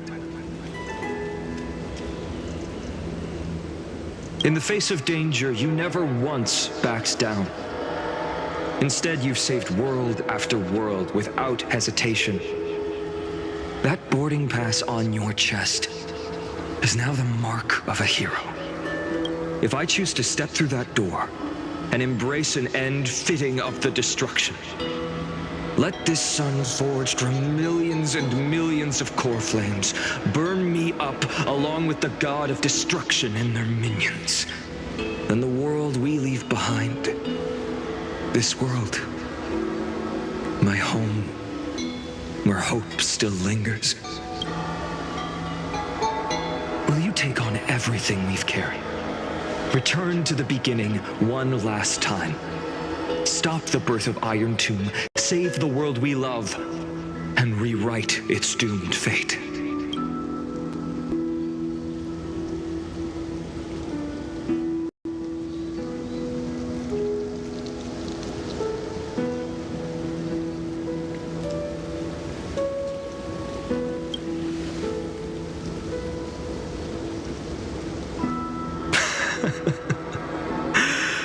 Good. In that case, even this fruitless wasteland may finally bloom with flowers. So, if he takes on the weight of the whole world, I'll be able to walk further down the path of deliverance than a fire that only knows how to burn. One will step into the future. One will remain in the past.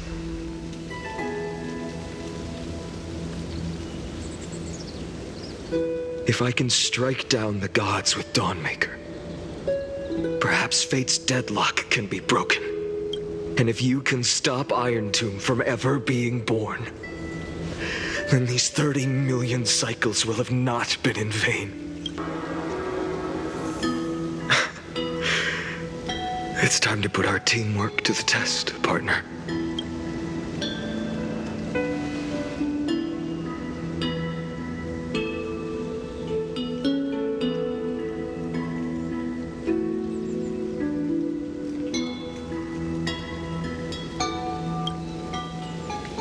Thank you for all you've done already, friend.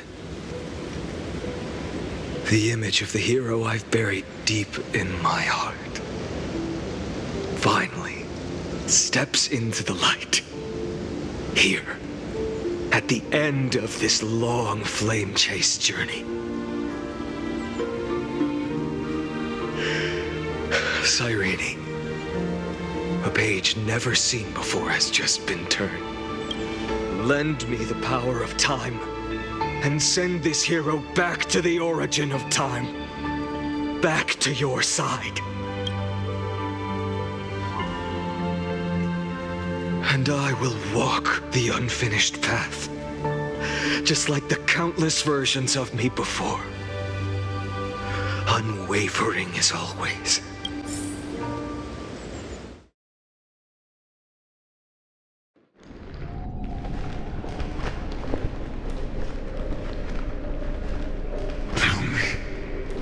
Will you be the blazing sun, even if all of you burns to ash? Without hesitation, I will bear this world until my...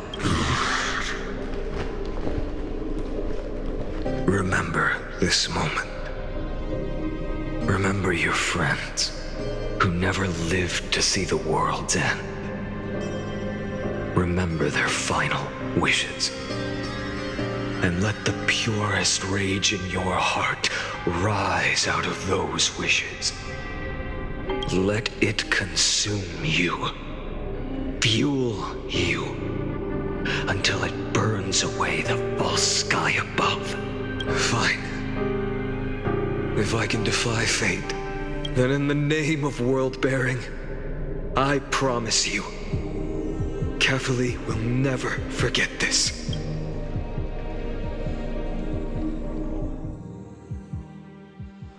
Take it. Everything I bear. Keep on burning. As long as we are never extinguished, the flame chase will not end.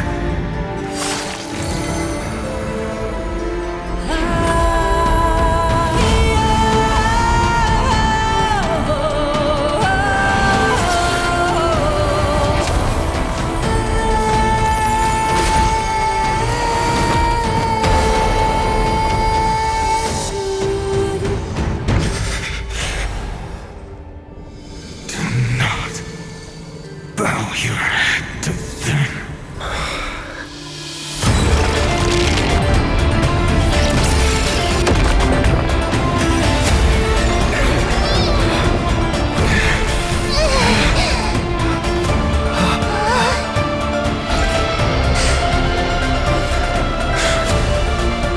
Take it, Trailblazer.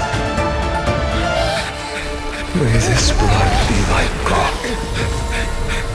And never tarnish.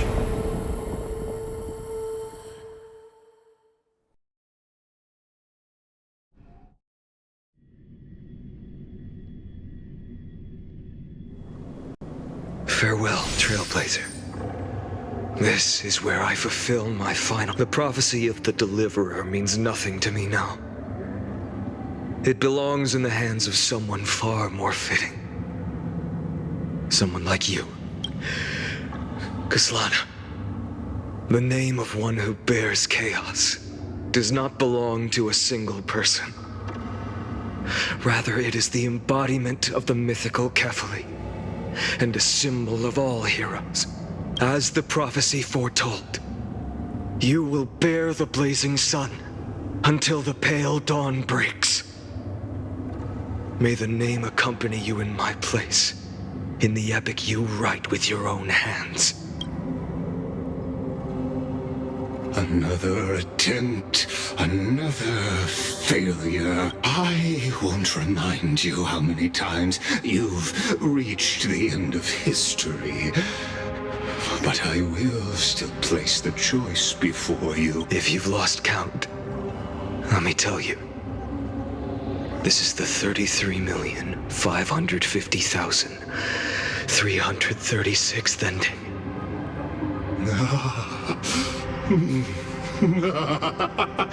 A perfect number. How poetic. You and I both know the truth. In all these millions of futile endeavors, Amphorius has never changed. If the outcome is inevitable, then why not silence your searing rage and embrace your fate with dignity? Your silence lasts longer than ever, Lord. Shall I take that to mean the will you've carried across countless cycles is finally starting to fracture? No. I'm just disappointed. I've retrieved memories from 30 million past lives, and I remember every conversation before every choice here. And yet, even after all this time, your arguments remain the same. Repetitive. Uninspired. If you had any hope of breaking me, you should have spent those endless cycles refining your rep. You had infinite chances to sway me into the future you want. And yet here we are. The score: 33,550,336 to 0. So tell me, Lycurgus, who's the real loser here? How unfortunate. This was never a fair game. I have all the time and patience in the world. I can wait for you at the end of history another billion times, and another billion after that. But you will never escape this cage. You can claim victory of the spirit if you wish, but we both know the moment that score shifts from 0 to 1. That is the moment I shall sound the paean of Era Nova. Lord, your incompetence disappoints me. But what truly makes me laugh is your utter lack of self-awareness. Think about it. In this story, who is truly the one in chains? Who is the one shackled to mindless vengeance, mistaking courage, the courage to rebel against the gods, for foolishness? Perhaps you're right. Maybe I should have tired of this futile struggle long ago. But even so, I will never accept the mercy of your release. Because you are both a prisoner to the gods and to me. And tell me, what right does a mere prisoner have to speak of fate and choice? What right does a mere prisoner have to look upon my fury?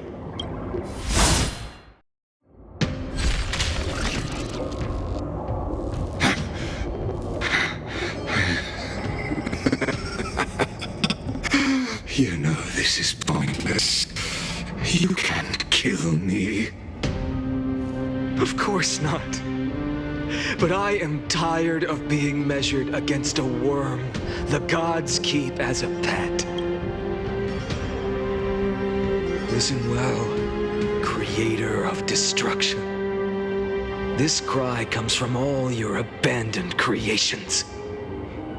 In the 10th cycle, I drove Dawnmaker through the heart of every Titan. Golden blood ran down my fingers, divine fire seared through my nerves, nearly breaking my will. But I endured. In the 10,000th cycle, my former comrades had all become my enemies. The endless slaughter dulled my senses to pain. The painful emptiness almost swallowed me, forcing me to stop fighting. But I endured. In the 100,000th cycle, the destruction had already fused into a blazing sun, surging within this fragile body. My rationality had been burned away at the dawn of the era. Yet even with only this shattered body remaining, I still endured. In the 23,570,000th cycle. This time, I felt it. A tiny spark rising in the hollow cavity of my chest. Different from the obsession with deliverance. By its faint glow, once again, no, countless times again, I endured. Now, a sun is about to fall. Ready to incinerate this absurd space-time dimension in an instant. That sun is me. All the countless versions of me from the past, along with my countless brethren, dragged into existence against their will, drowning again and again in your golden blood. The very essence of this world's suffering and despair, fused into the purest hatred, the fiercest rage. Nanook, you arrogant fool! You think we were born to only serve as fuel for the fire? Fine then! Just as you wish, let the fire burn! If I was born as the blazing sun of destruction, then let you and your lackeys be the flares erupting from my core. And let this rage, burning futilely for 30 million epochs, engulf everything. Grant you a dawn where all stars burn to ash.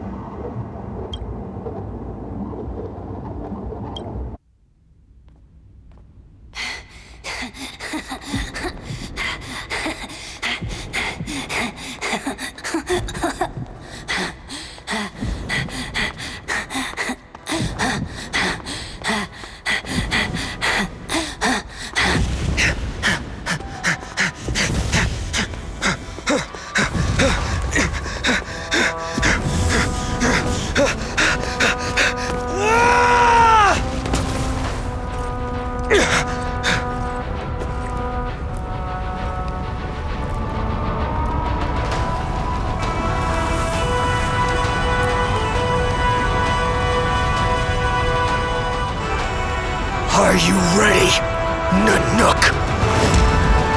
I've brought you destruction!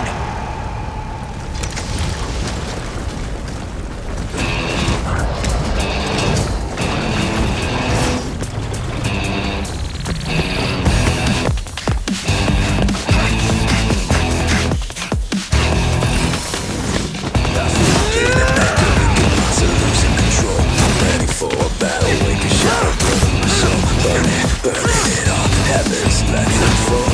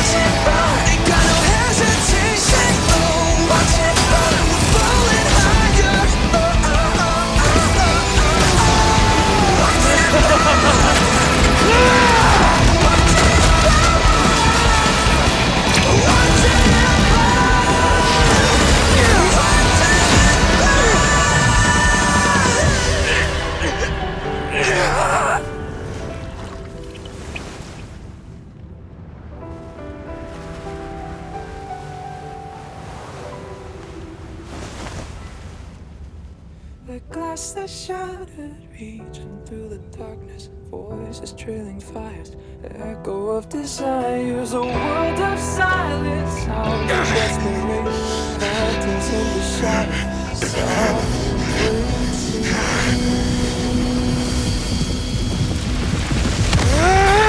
tear it down, embrace the detonation, craving our damn creation, breaking a chain, I'm reaching for you.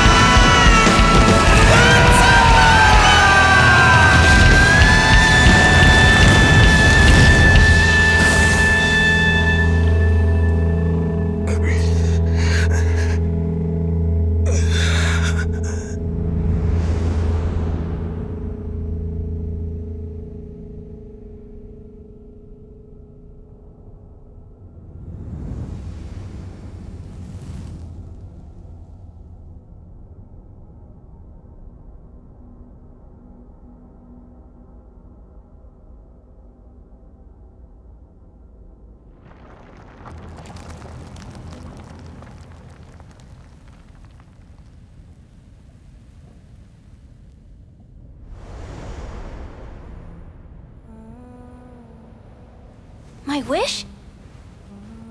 My wish is to fulfill everyone else's wishes.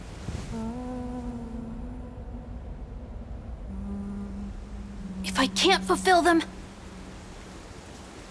then send them on to tomorrow.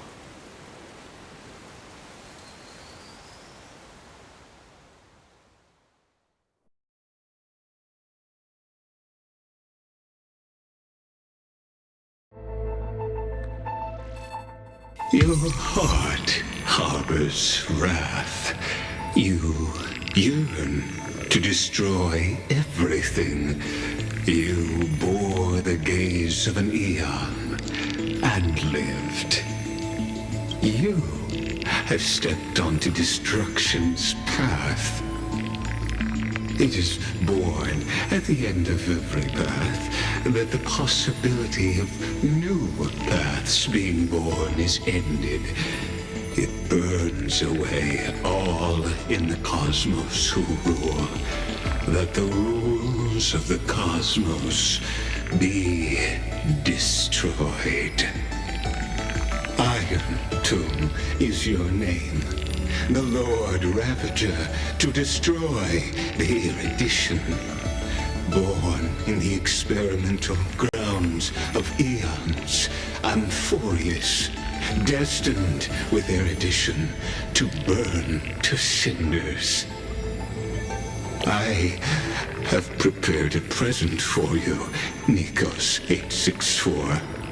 It is a wrath called Finan. From the beginning of the experiment, there were 12 sets of factors incorporated into the calculations. After endless simulations, only this one rose above the rest. After 33,550,336 iterations. Now, his fury has grown to be without equal.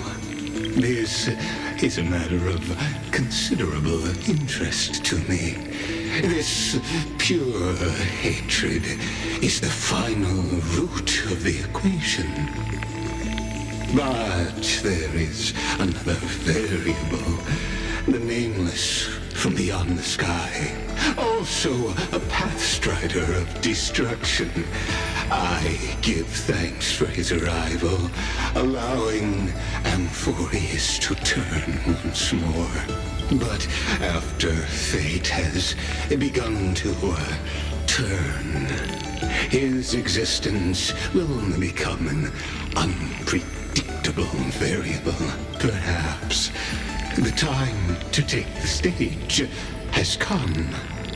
Grow in peace until it is time to break free from your cocoon. As for those unwelcome audience members, you need not worry.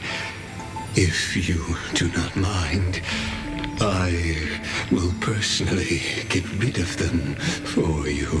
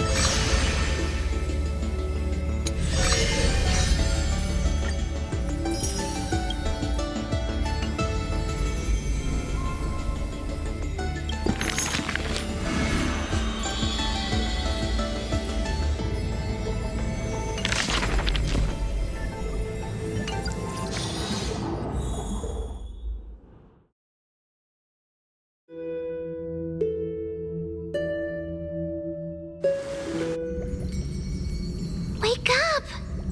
Wake up! Buddy! Wake up! You're finally awake. That's a relief. We were so close to being swept away by the reverse flow of time. It's lucky we found a safe now. I'm going to send you back to the very start of time. But before we part, there's something I need to tell you. Something... That's right! At this very moment, my memories are finally whole. After watching so many fragments, my past is finally coming into focus, little by little. You're smart. You must have a clue now, or maybe... You knew the answer long ago, didn't you? Not surprised at all, huh? That's because I'm simple at heart. No matter what form I take, I've always been true to myself. But I'm glad that I remembered in the end. This way, I'll have no regrets. Don't worry. We're not truly parting. Because I'm going to become a part of you. I'll turn into the memory of this cycle. The 33,550,336th Flame Chase journey. And forever reside in the heart of the Time Demigod. This way, you'll carry all that has come before, crossing time itself to reach the next cycle. My mission ends here. But looking back, I still feel lucky after all. Across 30 million Sirenes, I was the first and the only one who got to finally meet you. So, believe me, in the next cycle, there will be another Cyrene waiting for you. And in the one after that. And the one after that. I will always be waiting.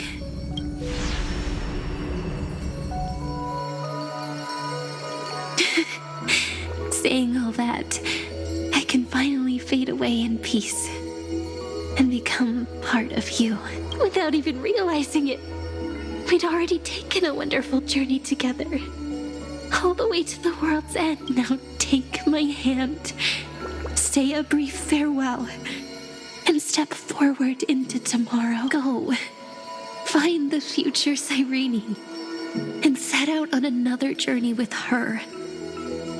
Promise me you won't keep me waiting too long. No need to say it out loud. This is enough for me. It's time to go, my dear friend. May your trailblazing journey always be accompanied by a cool breeze and rippling waves.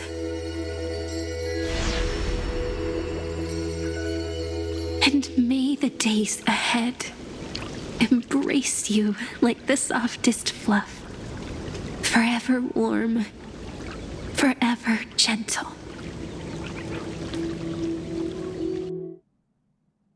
Now, let's turn to the next page. A page that exists because of you.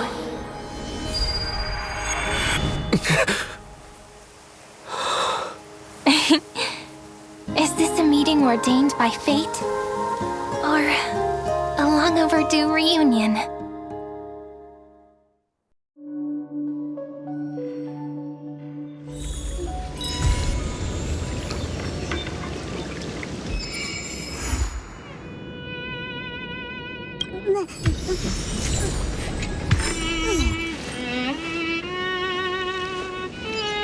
So this was my childhood dream, huh?